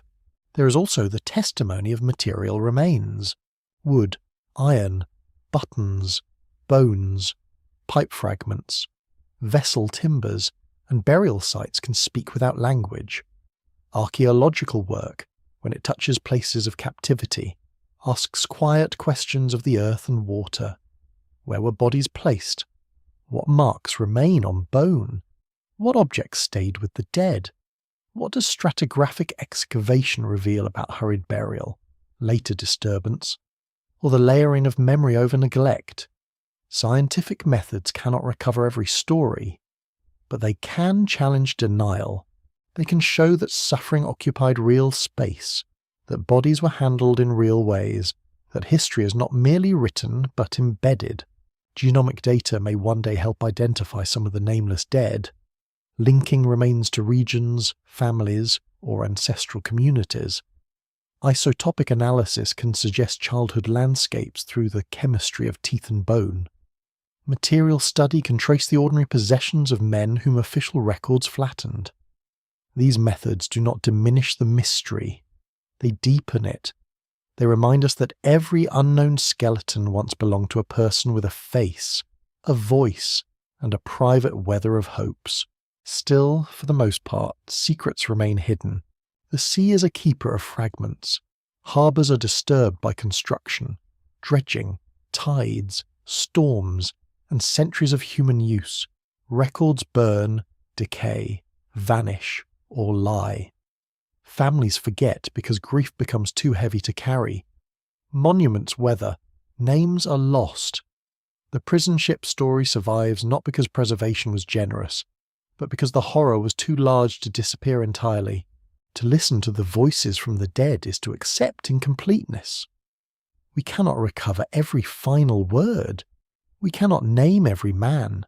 We cannot reconstruct every hour in the hold. But we can refuse the second death of forgetting. We can stand at the edge of the dark water and admit that beneath the polished narratives of empire and revolution lay human beings whose suffering was not incidental, not decorative, not inevitable in any comforting sense. Their voices ask for more than pity. They ask what custody means. They ask what a society owes even to its enemies. They ask how easily distance becomes permission. They ask why governments so often count bodies more carefully than they protect them. They ask whether memory can become a form of justice when justice itself arrived too late, answerless, adrift to ponder. We hear them still in the creak of old timber, the slap of harbour water, the murmur of names spoken at memorials, and the uneasy silence that follows any honest account of what happened in the holds. The dead do not speak loudly, but they do not release us. To understand why prison ships became death traps, one must look at them not only as scenes of cruelty, but as lethal environments. A prison ship was a closed world. Every weakness fed another weakness. Bad air weakened the lungs. Weak lungs invited infection. Infection demanded water. Water was scarce or foul. Foul water worsened disease. Disease filled the hold with waste. Waste corrupted the air. Corrupted air deepened sickness. The circle tightened until the ship no longer seemed like a vessel at anchor, but like a living engine designed to turn neglect into death. Modern science gives language to horrors that prisoners knew through their senses. Ventilation was one of the central problems. Human beings consume oxygen and release moisture, heat, and waste gases with every breath. In a crowded enclosed space, especially one built of old timber and divided into low compartments, the atmosphere quickly becomes heavy. The 18th century often described this as foul air, and while that phrase lacked modern precision, it captured something real. Air in the hold could become warm, humid, stale, and filled with particles from bodies, waste, bedding, smoke, rot, and disease. Even without understanding microbes, and prisoners understood that breathing could become dangerous. The ship's design made healthy airflow difficult. A working vessel could open hatches, move with wind, rotate crew duties, and use deck space according to labour. A prison hulk at anchor was different. Security limited access. Fear of escape encouraged confinement. Storms forced closures. Punishment could restrict air. Overcrowding meant that even available ventilation was insufficient. The air did not merely fail to refresh. It became shared, consumed, and contaminated. Moisture was another hidden enemy. Wooden ships live in dampness. They absorb it, trap it, and release it slowly. Add hundreds of confined bodies, wet clothing, spilled water, urine, vomit, blood, sweat, and harbour humidity, and the interior becomes a culture chamber. Bedding rots. Straw compresses into sour mats. Clothing never fully dries. Skin softens and breaks. Feet develop sores. Lice and fleas thrive. Wounds remain moist, irritated, and open. The body's protective boundary, the skin itself, begins to fail. Material analysis of surviving ship timbers from comparable maritime environments shows how salt, water, organic waste, and poor maintenance can degrade wood and create spaces where rot and insects flourish. A prison hulk was not an orderly medical ward made of timber. It was an aging vessel, often already considered unfit for active service, pressed into use because it was available. Its decay was part of its function. It was cheap because it was no longer valuable as a ship. That cheapness carried a human cost. Crowding turned every problem into multiplication. In disease ecology, density matters. The closer bodies are packed, the easier it becomes for pathogens to pass through breath, touch, fluids, insects, and shared objects. One sick man in a roomy, clean, well-ventilated place is a patient. One sick man in a packed hold is a spark in dry grass. A cough reaches many. A louse moves easily from garment to garment. A waste bucket handled by several men becomes a courier of illness.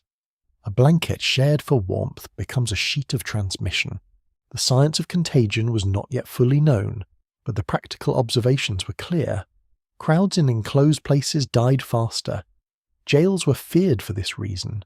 Ships had long been known as places where scurvy, fever, and infection could flourish when provisioning and cleanliness failed. The prison ship joined the worst qualities of both. It had the enclosure of a jail, the dampness of a ship, the discipline of a military site, and the neglect of a storage shed. Nutrition formed the next layer of the death trap. A body deprived of adequate food loses muscle, immune strength, temperature control, and the ability to heal. Protein deficiency weakens tissue repair. Lack of fresh foods contributes to bleeding gums, poor wound recovery, and exhaustion. Insufficient calories force the body to consume itself. A starving prisoner did not merely become thin. He became biologically disarmed. When disease arrived, his defenses were already broken. Water quality shaped survival just as strongly. Contaminated water could spread intestinal disease. Too little water worsened dehydration, especially among men with fever or dysentery. Salted provisions increased thirst. Heat increased sweating. Diarrhea drained fluid from the body. The prisoner's mouth dried. Blood thickened. Mind clouded. And organs strained. In such a chain, a ration policy could become a medical verdict. Archaeology helps us imagine the physical truth behind the written complaints. Stratigraphic excavation of burial grounds linked to mass confinement can reveal hurried deposition, repeated use of grave areas, and patterns of disturbance. Skeletal evidence can show stress, injury, infection, poor nutrition, and sometimes the marks of hard labour or violence. Not every disease leaves a clear trace on bone, and many deaths from fever vanish almost silently in the skeleton. Yet bones can still testify to lives shaped by hardship. Teeth can preserve childhood stress. Ribs may show infection. Joints may show labour. Trauma may show conflict, accident, or restraint. Radiocarbon dating can place remains within broad timeframes, while isotopic analysis may suggest where individuals grew up, what kinds of food shaped their bodies, and whether they came from coastal or inland landscapes. Genomic data, when preserved well enough and used with care, can connect unknown dead to ancestry, kinship, and migration. Such tools do not replace testimony. They stand beside it like lanterns placed in different corners of the same dark room. Lithic analysis belongs more often to deep prehistory than to 18th century prison ships. Yet the principle behind it matters here. Objects preserve behaviour. Archaeologists who study stone tools ask how human hands shaped, used, repaired, discarded, and valued them. The same disciplined attention can be turned toward prison ship material culture. A pipe stem, a button, a buckle, a carved mark, a reused nail, a gaming piece, or a scrap of altered metal may reveal how prisoners endured time, created small comforts, traded, repaired clothing, marked identity, or resisted total reduction. Even the absence of objects speaks. Men stripped of possessions leave fewer traces. Poverty leaves fewer traces. Emergency burial leaves fewer traces. A sparse archaeological record is not evidence of simple lives. It may be evidence of lives deliberately emptied. The prison ship's deadliness can also be understood through systems thinking. No single factor explains the mortality. Overcrowding alone was terrible. but overcrowding with clean water, good food, open air, and medical care might not have killed so many. Bad food alone weakened men, but in a healthy environment some might have endured. Disease alone was dangerous, but disease in darkness, heat, filth, thirst, and fear became catastrophic. The death trap was the combination. This is why the phrase death trap is not merely dramatic, it is structurally accurate. A trap is a device in which escape routes are closed and ordinary movement leads toward harm.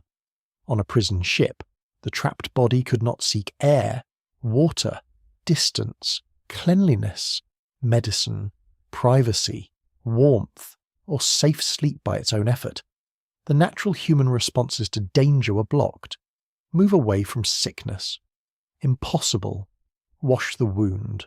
Rarely possible. Find clean water, not under personal control. Rest quietly. Nearly impossible. Seek help. Dependent on captors. Leave the place that is killing you.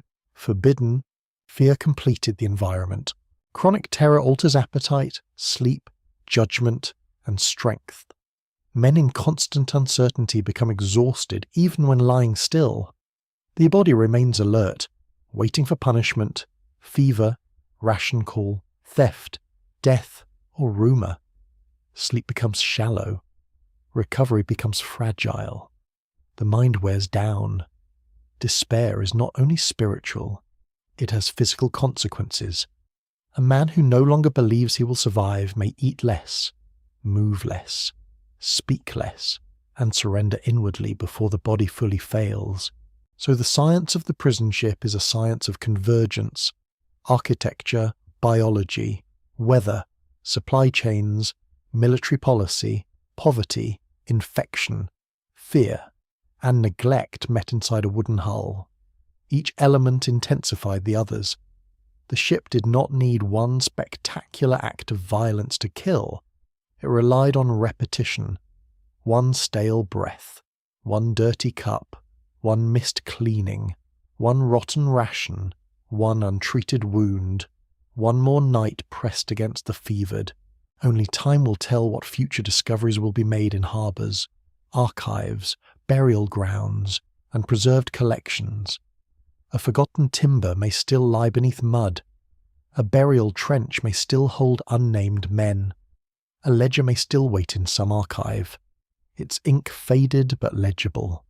A bone may still carry chemical traces of a childhood landscape far from the water where life ended. The death trap was made by humans. Science can help explain it. Memory must help judge it. The prison ship did not receive one kind of man. It gathered the many unwanted faces of an age that spoke proudly of liberty, property, empire, discipline, and order. Its holds contained enemies of the crown, enemies of rebellion, sailors without protection, soldiers without influence, debtors without money, convicts without advocates, and poor men whose lives had already been narrowed by hunger long before iron found their wrists. The floating prison was not only a military instrument, it was a mirror of class and empire, reflecting who could be caged, forgotten, and made cheap. War filled many of the ships, but poverty opened the hatch. A gentleman prisoner, if captured under recognizable rank, might expect better treatment, or at least a stronger chance of exchange, correspondence, and negotiation. His name carried weight. His family might write, his officers might inquire, his status could follow him even into captivity like a thin cloak. But the ordinary sailor, the private soldier, the hired hand aboard a privateering vessel, the dock worker accused of disloyalty, or the debtor swept into confinement had little such armour. His body entered the system almost naked of influence. Class decided how loudly a man's suffering could be heard. A poor prisoner might have no one who knew where he had gone. A mother in a distant village might wait for news that never came. A wife might hear rumour upon rumour, each one worse than the last. A child might grow old with only a story that the father was taken by soldiers and then vanished toward the water. In an age of slow communication and uncertain records, To be poor was often to be easy to lose. The sailor occupied a strange place in this world. He was essential to empire, yet often treated as expendable by it. He crossed oceans, hauled guns, handled rope in storms, carried cargo, fought battles, and sustained the wealth of nations. Yet he could be pressed into service, punished savagely for disobedience, underpaid, cheated of wages, captured by enemies, and confined with little ceremony. The sea made him valuable, but not always respected. His skill did not guarantee dignity. Many sailors were familiar with hardship. They knew cramped berths, salted food, harsh command, vermin, danger, and the terrifying power of weather. But prison stripped maritime hardship of purpose. A sailor aboard a working vessel endured discomfort because the ship moved. Orders had meaning, labour mattered, and survival depended on collective skill. A sailor in a prison hulk endured the same material world emptied of agency. Rope no longer meant work. Wood no longer meant voyage. Water no longer meant horizon. It meant enclosure. Soldiers suffered differently. A captured fighter might carry the pride of having served a cause. Regiment, town, king, congress, or commander in battle. He could imagine himself within a story of courage. On a prison ship, that story could dissolve into helplessness. The musket was gone. The uniform rotted. Rank mattered little if he held none. The enemy no longer faced him across a field, but through a grating, with a key. For many soldiers, captivity was a wound to identity as much as body. Then there were men caught in the wide grey zone of empire. A privateer might be hailed by his own side as bold and useful, and condemned by the other as a thief upon the sea. A suspected spy might be guilty, innocent, foolish, unlucky, or merely denounced by an enemy neighbour. A colonial subject could be trapped between loyalties that shifted by region, class, trade, religion, and fear. In a civil conflict, the line between patriot, rebel, traitor, and survivor is rarely clean. Prison ships swallowed ambiguity and digested it as guilt. Debtors and convicts belonged to another machinery of confinement. Debt in the 18th century could be ruinous, not merely financial, but social and bodily. A man might be imprisoned because he failed in trade, lost harvest income, suffered illness, trusted the wrong partner, or simply could not satisfy a creditor. The law often treated inability as moral failure. Behind every debtor might lie a household collapsing quietly, tools sold, children sent away, a wife bargaining with shopkeepers, neighbours whispering. When such men were placed in hulks or connected systems of imprisonment, punishment blurred with poverty. Convicts, too, were not a single class of villain. Some were violent, some were desperate. Some stole food, cloth, tools, or small goods in economies where hunger stood near every doorway. Some were sentenced under laws that protected property with a ferocity greater than that shown toward human need. The 18th century could be merciless to the poor who touched the possessions of the rich. A theft that today might seem minor could then become transportation, long confinement, or death. The prison ship stood within that moral landscape. It helped enforce a world in which property, military authority, and imperial order often received stronger protection than the bodies of the powerless. The captive poor were not merely punished for acts. They were punished for being people whom society found easy to punish. Race and empire also shaped captivity, though the records often obscure more than they reveal. The Atlantic world was a world of slavery, forced labour, indigenous dispossession, colonial violence, and maritime movement across many peoples. Ships carried enslaved Africans, imperial soldiers, sailors of mixed backgrounds, servants, migrants, and prisoners from scattered shores. In ports, men of different origins worked, fought, traded, fled, and were captured. Some people confined in maritime systems may have carried histories that official categories flattened or ignored. Empire sorted human beings by usefulness and threat. It needed labour, sailors, soldiers, porters, informants, and subjects. It feared rebellion, desertion, theft, piracy, and disorder. The prison ship belonged to this imperial habit of sorting. Those deemed dangerous or disposable could be placed offshore, suspended between legal identities, their suffering treated as an administrative inconvenience. And yet within the hold, the prisoners formed a society of their own. Class did not vanish. Strong men, literate men, experienced sailors, former officers, men with friends, men able to bargain, and men skilled in small crafts might gain advantages. But suffering also created unexpected bonds. A farmer might depend on a sailor to understand shipboard routines. A soldier might share food with a debtor. A man of education might write a petition for others. A poor labourer might nurse a gentleman too weak to rise. The hold could reproduce hierarchy, but it could also expose its absurdity. Fever did not bow to status. Lice did not respect rank. Thirst did not care for politics. In the deepest misery, the human categories imposed by society became both sharper and more fragile. Men still knew who had been privileged and who had not. They knew who received attention and who was ignored.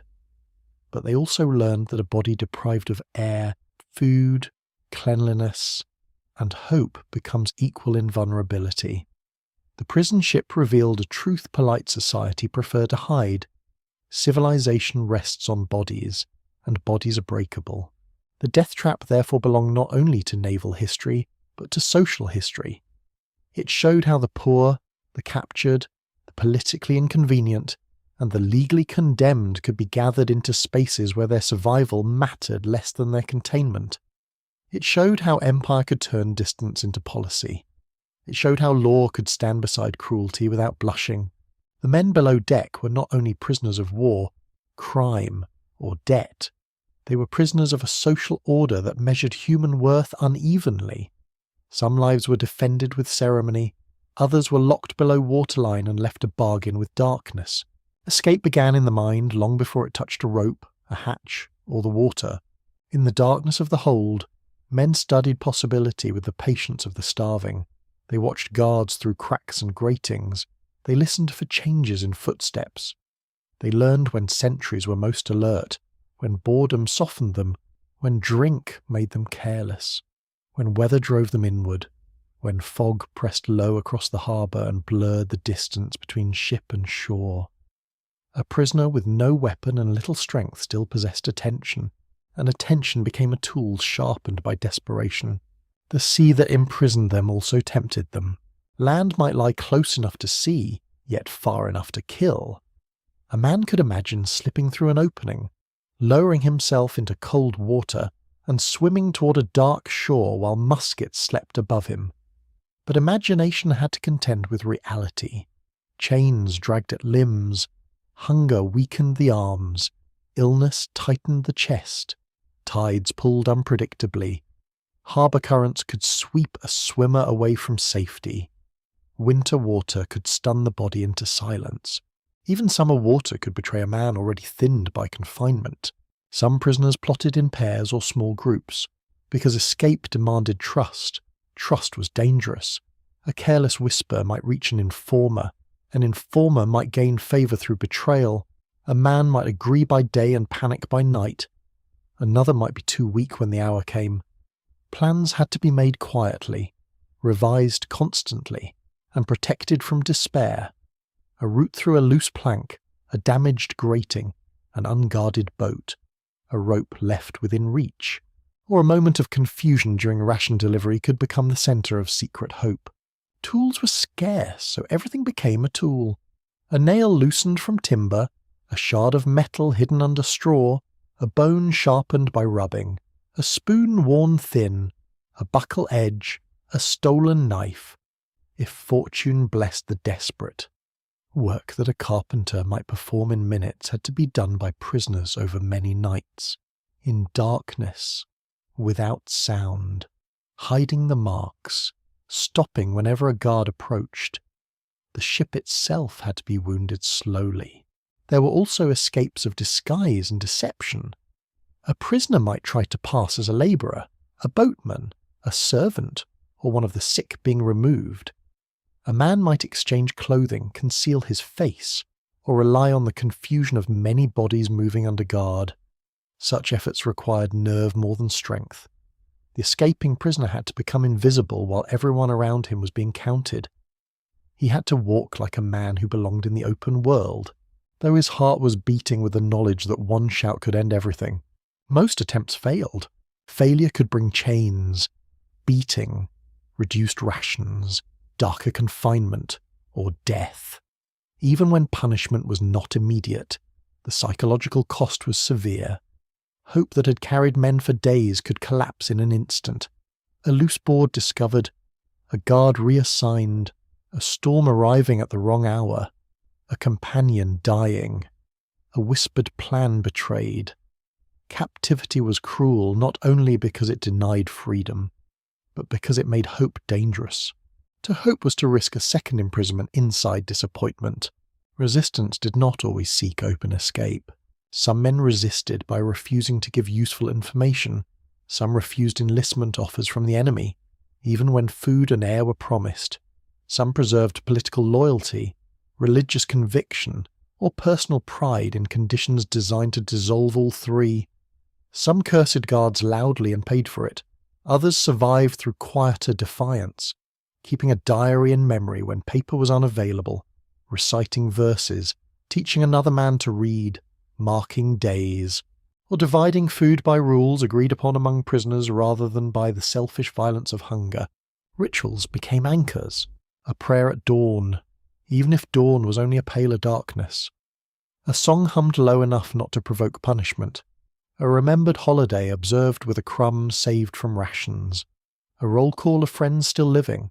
A scrap of humour spoken at the edge of despair. These actions may seem small from a comfortable distance, but within the hold they were acts of mental survival. They told men that time still had shape. They told them that they belonged to more than the ship. The mind, however, could fracture.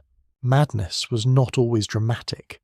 It might begin with a man speaking less each day, staring toward a beam, refusing food, forgetting names, or smiling at nothing. Another might become restless, convinced that rescue was at hand, pushing toward the hatch, shouting news no one else had heard. Fever delirium and psychological collapse could resemble one another in the gloom. A prisoner might speak to his mother, to a child, to an officer from some earlier battle, to a dead companion lying only yards away or long removed. The hold became crowded not only with bodies, but with ghosts of memory. Sleep offered little shelter.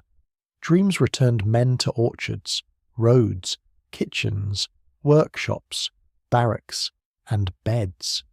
Then waking returned them to stench and timber. Such waking could be worse than no dream at all. A man might dream of drinking from a clean stream and wake with his mouth cracked. He might dream of walking through fields and wake to iron at his ankles. The mind became a cruel theatre where freedom performed nightly before vanishing at dawn. Some prisoners endured by narrowing their world. They stopped thinking of home because memory hurt too much. They focused instead on the next cup of water, the next breath of air, the next hour without fever. Survival became a craft of reduction.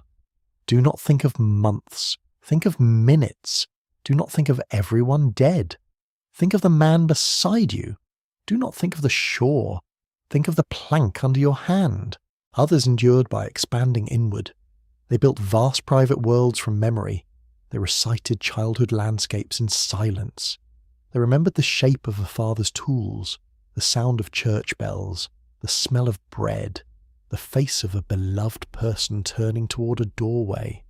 Such memories could wound, but they could also defend. The captors controlled the hatch, but not every chamber of the mind. Mutiny, in the full sense, was rare and nearly impossible under heavy guard. Weakness and division. Yet the idea of collective uprising flickered wherever men were confined. A rush toward a hatch, a seized guard, a fire set in desperation, a boat taken by force. Such thoughts were dangerous because they offered a vision of agency. They were also terrifying because failure could doom many. Men argued in whispers over courage and prudence, over whether death in an attempt was better than death by inches. No answer could satisfy all. The prison ship created a moral landscape where every choice was compromised. Betray a plan and perhaps receive food. Keep silence and perhaps die with the rest. Attempt escape and perhaps abandon a sick friend. Stay with the sick friend and perhaps lose the only chance. Share water and weaken yourself. Guard water and lose part of your soul. The hold was full of such trials, invisible to those who imagined prisoners merely waiting. Yet in those trials, humanity remained stubborn. A joke could survive there. A blessing could survive. A plan scratched into memory could survive. A man could still choose not to steal from someone weaker. Another could still choose to forgive a frightened companion. Someone could still hold the hand of the dying, even while afraid of contagion. These were not grand victories, but they were victories all the same. Resistance aboard a prison ship was often the refusal to become what the place demanded. The place demanded animal struggle. Some men shared. The place demanded silence. Some remembered names. The place demanded despair. Some planned. The place demanded hatred between the trapped. Some formed brotherhoods in darkness. Escape was rare. Survival was uncertain. Madness waited close. But inside the death trap, human beings continued to search for cracks, not only in wood and iron, but in fate itself. The prison hulk did not remain merely an emergency measure. It became a bridge to a wider world of punishment. As the 18th century moved through war, rebellion, crowded courts, and frightened governments, confinement on water began to reveal a grim administrative lesson. Human beings could be removed from society without the immediate construction of great prisons. They could be held in ships, guarded in harbours, counted through ledgers, fed by contract, and kept apart from the public eye. What had begun as convenience hardened into policy. What had seemed temporary became familiar. Familiarity, in matters of punishment, is dangerous.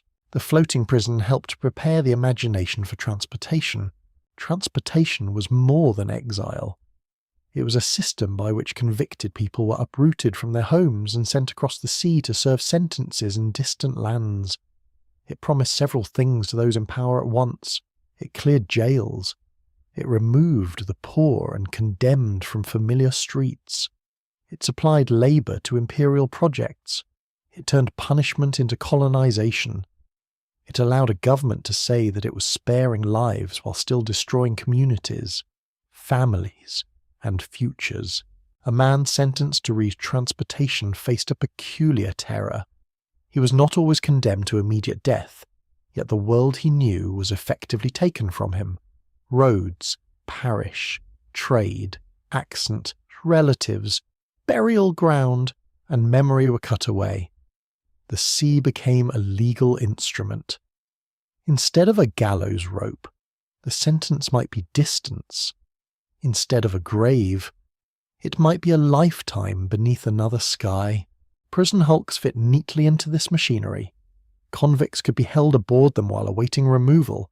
They could be set to labour in dockyards, riverworks, dredging, construction, and other harsh tasks. The old vessels, anchored and stripped, became holding pens for bodies not yet sent away, or bodies being used until a further decision was made. The ship was no longer only a place of wartime detention. It became part of a penal landscape stretching from courtrooms to harbours to colonies. This transition reveals something essential about the age. Punishment was becoming more systematic. Public execution still existed. Whipping, branding, and other bodily penalties remained. Yet governments were also learning to manage people through time, labour, movement, and confinement. The punished person could be stored, transported, hired, assigned, measured, and disciplined. Pain did not vanish. It became organized. The Hulk was especially suited to this new order because it stood between prison and ship, between storage and journey. Its prisoners were already separated from land. Their lives were already controlled by maritime discipline. They could be moved from one vessel to another, from one harbour to another, from confinement to forced labour, from forced labour to transportation. The boundary between waiting and punishment blurred. For many convicts, the Hulk was itself a sentence in all but name. The labour could be brutal. Men might be rowed or marched under guard to work in mud, cold, rain, or heat. They might carry heavy materials, dig, haul, break, repair, or perform tasks that respectable society required but preferred not to see. At night, they returned to the vessel, to irons, foul bedding, crowded decks, and the knowledge that tomorrow would repeat the same pattern. The body was used by day and stored by night. Labour gave officials a moral argument. Idleness, yeah, they said. Corrupted prisoners. Work would discipline them. Work would repay society. Work would make confinement useful. Yet forced labour under degrading conditions could become another form of slow destruction. The issue was not labour itself, for human beings often take dignity in work. The issue was labour without freedom, fair nourishment, safety, rest, or hope. Work became punishment when the worker was treated as a tool. The penal colony emerged from the same logic enlarged across oceans. In distant settlements, convicts could be made into builders of empire. They cleared land, raised buildings, cut roads, tended animals, served officials, laboured for settlers, and supplied the muscle behind colonial ambition. Their punishment created infrastructure. Their exile became someone else's expansion. The empire turned criminal sentences into geographic growth. This did not mean all transported people were passive victims. Many adapted, resisted, formed families, gained skills, secured conditional freedom, or helped shape new societies in ways no court could have predicted. Human beings are never only what systems intend them to be, but the founding logic remained severe. Penal transportation used distance to solve social problems at home, while creating new hierarchies abroad.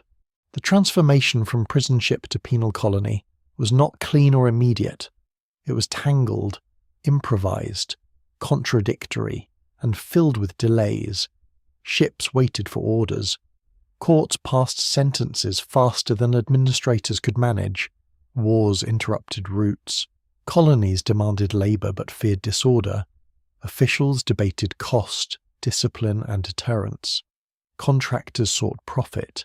Reformers complained. Prisoners suffered while papers moved. The prison hulk endured because it answered delays with containment. When no final destination was ready, the hulk could hold. When jails overflowed, the hulk could absorb. When labour was needed, the hulk could supply bodies.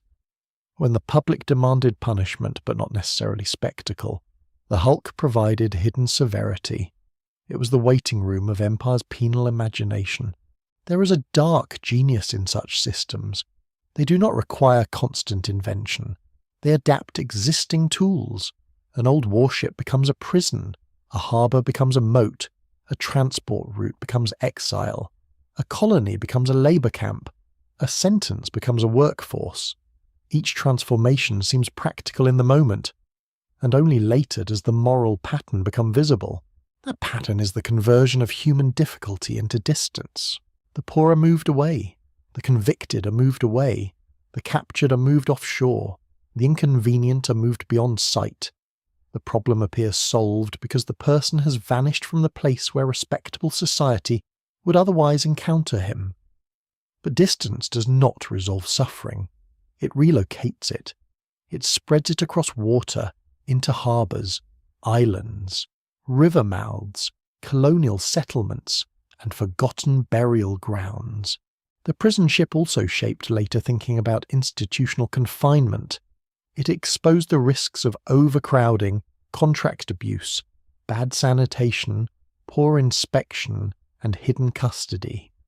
Reformers who looked at jails, hulks, and transportation saw how punishment could become lethal when secrecy and economy ruled. Some demanded cleaner prisons, better classification, regular inspection, religious instruction, medical attention, and moral reform. These reforms were imperfect and often paternal, yet they grew in part from the recognition that older systems had produced scandalous cruelty. Still, reform did not erase the underlying question. Should punishment break the body, reshape the soul, repay the state, deter the public, remove the unwanted, or restore the offender? The 18th century did not answer with one voice. It answered with gallows, hulks, work, exile, military discipline, and occasional mercy. Its confusion remains familiar. Modern societies still struggle over whether prisons exist to protect, punish, rehabilitate, or simply hide. The journey from hulks to penal colonies shows how a death trap can become a blueprint, not because officials openly desired mass death in every case, but because they accepted systems in which death, disease, and despair were predictable costs. Once a state accepts that some people may be confined cheaply in degrading conditions, the idea travels. It finds new waters, it finds new walls, it finds new names. The prison ship's legacy, then, is not confined to the harbour. It sailed onward in policy, labour, exile, and the architecture of punishment. It taught governments that bodies could be managed at distance, that suffering could be hidden inside logistics, and that an unwanted population could be transformed into an administrative category. The old hulks rotted in water, but the habits they embodied proved harder to sink. Memory does not rise from the water by itself. It must be summoned, argued for, protected, carved, spoken, taught, and sometimes rescued from beneath layers of convenience. The prison ships left behind more than dead bodies. They left a struggle over remembrance. Who would be named? Who would be counted? Who would be blamed? Who would be transformed into a martyr? And who would remain only a bone without a story? Along harbours and riverbanks, in cities that continued to grow over old wounds, memory became another battlefield. Water is good at concealment. It moves constantly. It softens edges. It carries away fragments. It covers mud, wreckage, tools, timber, and human remains with the same indifferent surface. A harbour that once held prison hulks may later hold merchant ships, ferries, pleasure boats, warehouses, bridges, cranes, and lights reflected in the tide. The living city builds upward while the submerged past sinks deeper. People cross the same water without sensing the crowded darkness that once floated there. This is one reason prison ship deaths were so easily minimized. They happened in spaces that could be physically altered and socially ignored. A battlefield can become a field of monuments because its violence occurred in open land. A prison ship leaves no simple scar on the ground. The vessel rots, is broken up, sold, burned, sunk, or stripped. The dead are moved, scattered, buried in haste, disturbed by construction, or absorbed into shorelines. What remains is not one obvious ruin, but a constellation of traces. Governments often prefer tidy memory. Tidy memory honours courage without dwelling too long on filth. It praises sacrifice without asking who allowed suffering to become so vast. It turns the dead into symbols and removes the smell from their dying. In official ceremonies, the prison ship dead could be elevated into patriotic figures, useful for speeches about tyranny, endurance, and national virtue. Such remembrance had value, but it could also domesticate horror. It could make agony respectable. The truth was less comfortable. Many prisoners died not in a blaze of heroic action, but in weakness, thirst, confusion, and bodily indignity. They did not choose a glorious final hour. They were worn down by custody. To remember that fully is harder than to lay a wreath. It asks the public to admit that cruelty often does not look dramatic. It looks like delay, poor inspection, rotten supply, overcrowding, and a locked hatch. Political memory sharpened some stories and dulled others. In nations born from rebellion, the prison ship became evidence of enemy brutality. In imperial accounts, the same suffering could be explained away as wartime difficulty, disease beyond control, or exaggeration by opponents. Each side had reasons to shape the narrative. The dead became arguments. Their bones were asked to testify for causes larger than themselves. Yet beneath every political use lay a simpler fact. Men died in custody, and many should not have died. Numbers became central to the struggle. How many perished? Which ship held the most? How many names can be recovered? How many bodies were buried along particular shores? Such questions matter, but numbers can also become traps. A high number shocks the conscience. A lower number may be used by skeptics to soften responsibility. But whether the true figure is larger or smaller than tradition claims, the moral fact remains severe. Mortality was not accidental in the ordinary sense. It was produced by known conditions. The argument over totals should not obscure the lived reality of each death. Memorials attempt to stabilize what water unsettles. A monument gives the public a place to stand. It turns dispersed grief into architecture. Stone, bronze, inscriptions, crypts, plaques, and ceremonial spaces declare that something happened here, or near here, or because of here. They interrupt daily life. They ask passers-by to pause. They give teachers a destination, descendants a focus, and communities a language for mourning. Without such markers, places of suffering can become invisible beneath commerce and routine. Yet monuments are never neutral. Their design choices matter. A tall monument may speak of national pride. A crypt may speak of sacred custody. A plaque may speak quietly, almost apologetically. A list of names emphasizes individuals. A symbolic figure turns many into one. An inscription chooses which words future generations will inherit. Liberty, martyrdom, prisoners, patriots, victims, heroes, murdered, sacrificed. Each word opens one door and closes another. The most honest memorials leave room for discomfort. They do not only glorify, they disturb. They remind the visitor that history is not simply inheritance, but responsibility. The dead beneath such memory were not created to support our pride. They were people who endured conditions that should make pride tremble. A proper monument does not merely say, "They suffered for us." It also asks, who was allowed to suffer and who looked away? Burial grounds carried another kind of memory. Unlike public monuments, grave sites begin with bodies. They are not symbols first. They are places where flesh returned to earth, often without ceremony, sometimes without names, sometimes in hurried trenches or disturbed deposits. Archaeology approaches such places with solemn caution. Stratigraphic excavation can reveal the order of burial, the depth of deposits, the signs of haste, the mixing of remains, and the later disturbances caused by construction or erosion. Bone specialists can examine age, sex, trauma, disease markers, and nutritional stress. Radiocarbon dating may help place remains within a historical range when records fail. Genomic data may, where preservation allows, restore kinship and ancestry to those who are long anonymous. Such science is powerful, but it must be humble. The dead are not puzzles alone. They are not merely evidence. They are human remains, and any study of them carries ethical weight. The desire to know must be balanced with respect, community memory, and the recognition that the nameless still possess dignity. To dig is not only to discover, it is to disturb. That disturbance must serve remembrance, not curiosity alone. The politics of forgetting can be surprisingly ordinary.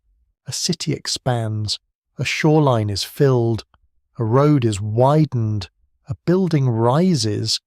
An old burial story seems inconvenient. Records are stored badly. Schoolbooks shorten a chapter. Tourism prefers brighter subjects. Families move away. Immigrants arrive with other memories. Generations pass, and the prison ships become a phrase rather than a wound. Forgetting does not always require conspiracy. Often it needs only distraction. Commerce is especially good at smoothing old pain. Harbours are places of motion, profit, loading, unloading, arrival, departure, and practical labour. Their histories are layered with ambition. A city may celebrate its port as a gateway to prosperity while neglecting the fact that the same waters held captives in misery. The wharf can be both lifeline and crime scene. The river can carry both wealth and the memory of bodies. Local communities often keep what official history misplaces: a family story, a neighbourhood tradition, a church record, a yearly ceremony. A child told not to forget that bones were found near a certain place. These forms of memory may lack the polish of institutions, but they can preserve truths that formal accounts neglect. Sometimes memory survives because ordinary people refuse to let it die. They repeat the story until someone with tools, archives, or authority finally listens. There is also the danger of turning suffering into legend so dramatic that it becomes unreal. The prison ships were terrible enough without embellishment. When horror is exaggerated beyond evidence, skeptics may dismiss the entire story. When horror is sanitized, the dead are betrayed.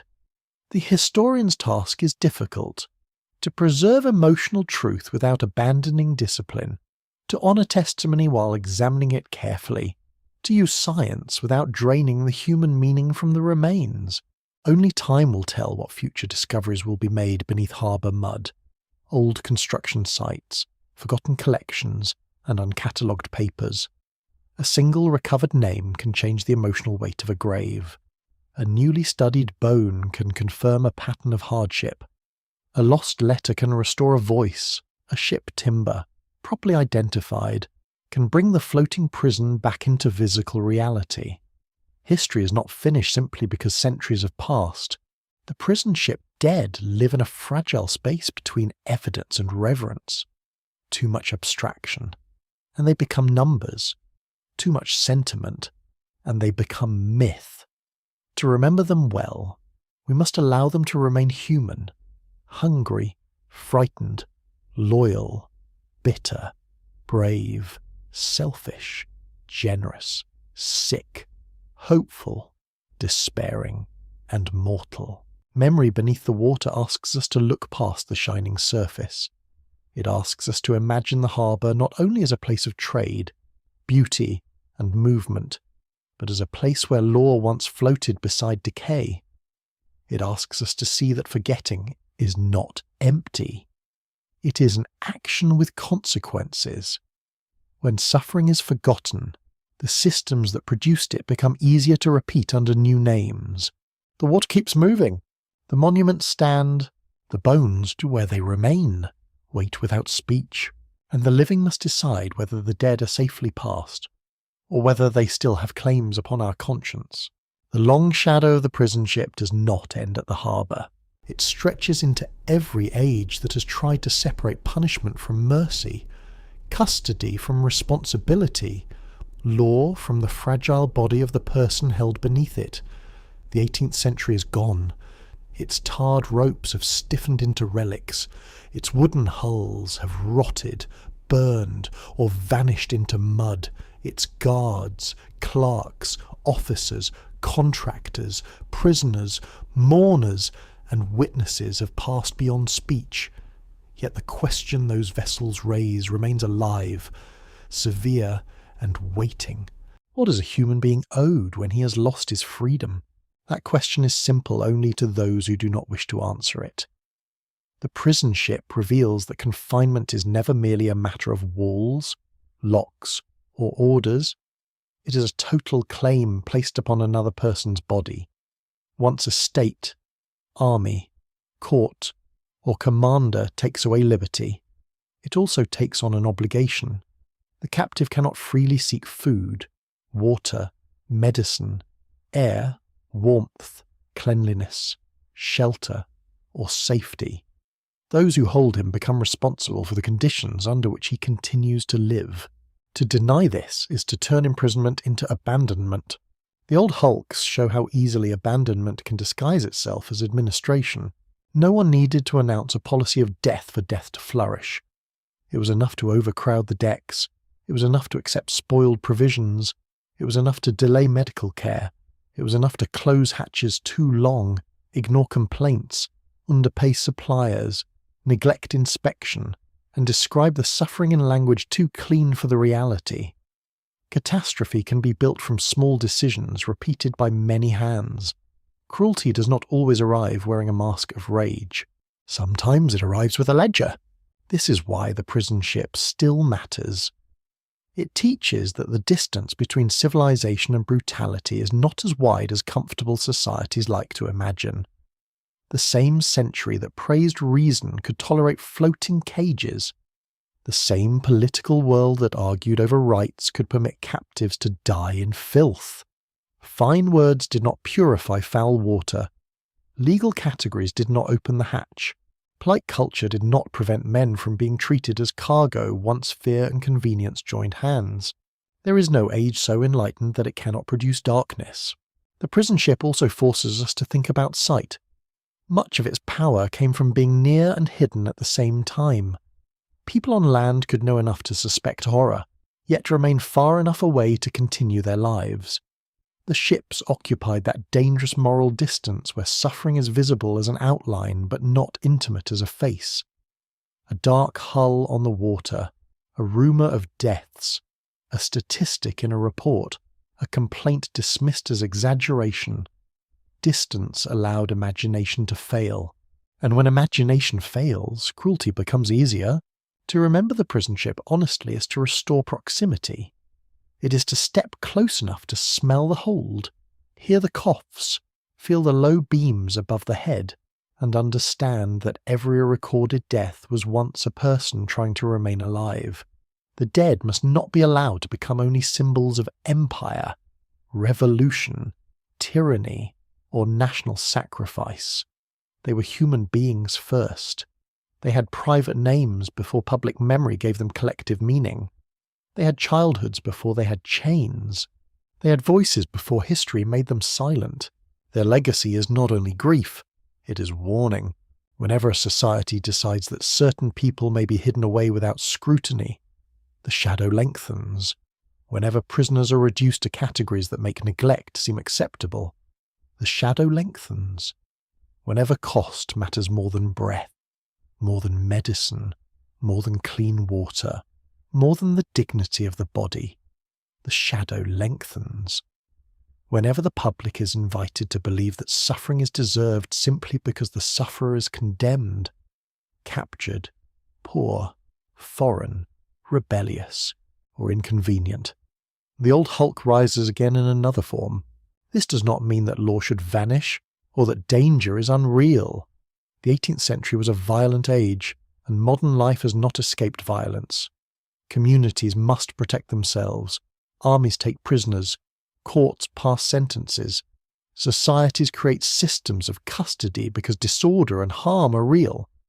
But the prison ship asks whether protection must become degradation, whether punishment must become decay, whether security must require the forgetting of human limits. A prisoner may be guilty, dangerous, mistaken, defeated, or despised. He remains a body that breathes. He remains a mind that can break. He remains a person whose suffering tests the moral claims of those who confine him. The measure of a civilization is not found only in how it honours the celebrated, but in how it treats those whose names carry no power. The floating prisons of the 18th century were death traps because they gathered every failure into one dark vessel. Bad design, poor sanitation, hunger, thirst, disease, secrecy, profit, fear, and class contempt. But beneath all those causes lay a deeper failure of moral imagination. Too many people accepted that captives could be kept alive barely, or not kept alive at all, so long as the system continued to function. And yet the prisoners were not erased. They lived in whispers, in testimonies, in bones, in memorials, in fragments of wood and iron, in the unease that enters the mind when one stands near harbour water and remembers what once floated there. They lived in the stubborn human acts that captivity could not fully crush, sharing bread, speaking names, praying over the dying, planning escape, preserving memory, refusing to become only a number. The sea has long been a place of myth. It carries stories of gods and monsters, migrations and battles, merchants and storms, ships lost beyond the horizon, and sailors guided home by stars. But among its darker stories are these anchored prisons, vessels without voyage, ships that turn the promise of movement into the fact of entrapment. They remind us that the most terrifying monsters are not always found in legend. Sometimes they are made from policy, timber, iron, and indifference. So the harbour remains a kind of scripture written in water. It speaks of trade, ambition, conquest, rebellion, exile, labour, and death. Its surface shines, but beneath that shine history waits. Still, for the most part, secrets remain hidden, answerless, adrift ponder. We stand with the living and the dead, knowing that only time will tell what future discoveries will be made, and what future generations will dare to remember. The prison ships are gone. Their lesson is not. They ask us quietly but without mercy, whether law can be trusted when compassion is locked outside the hatch. End of script. Good night.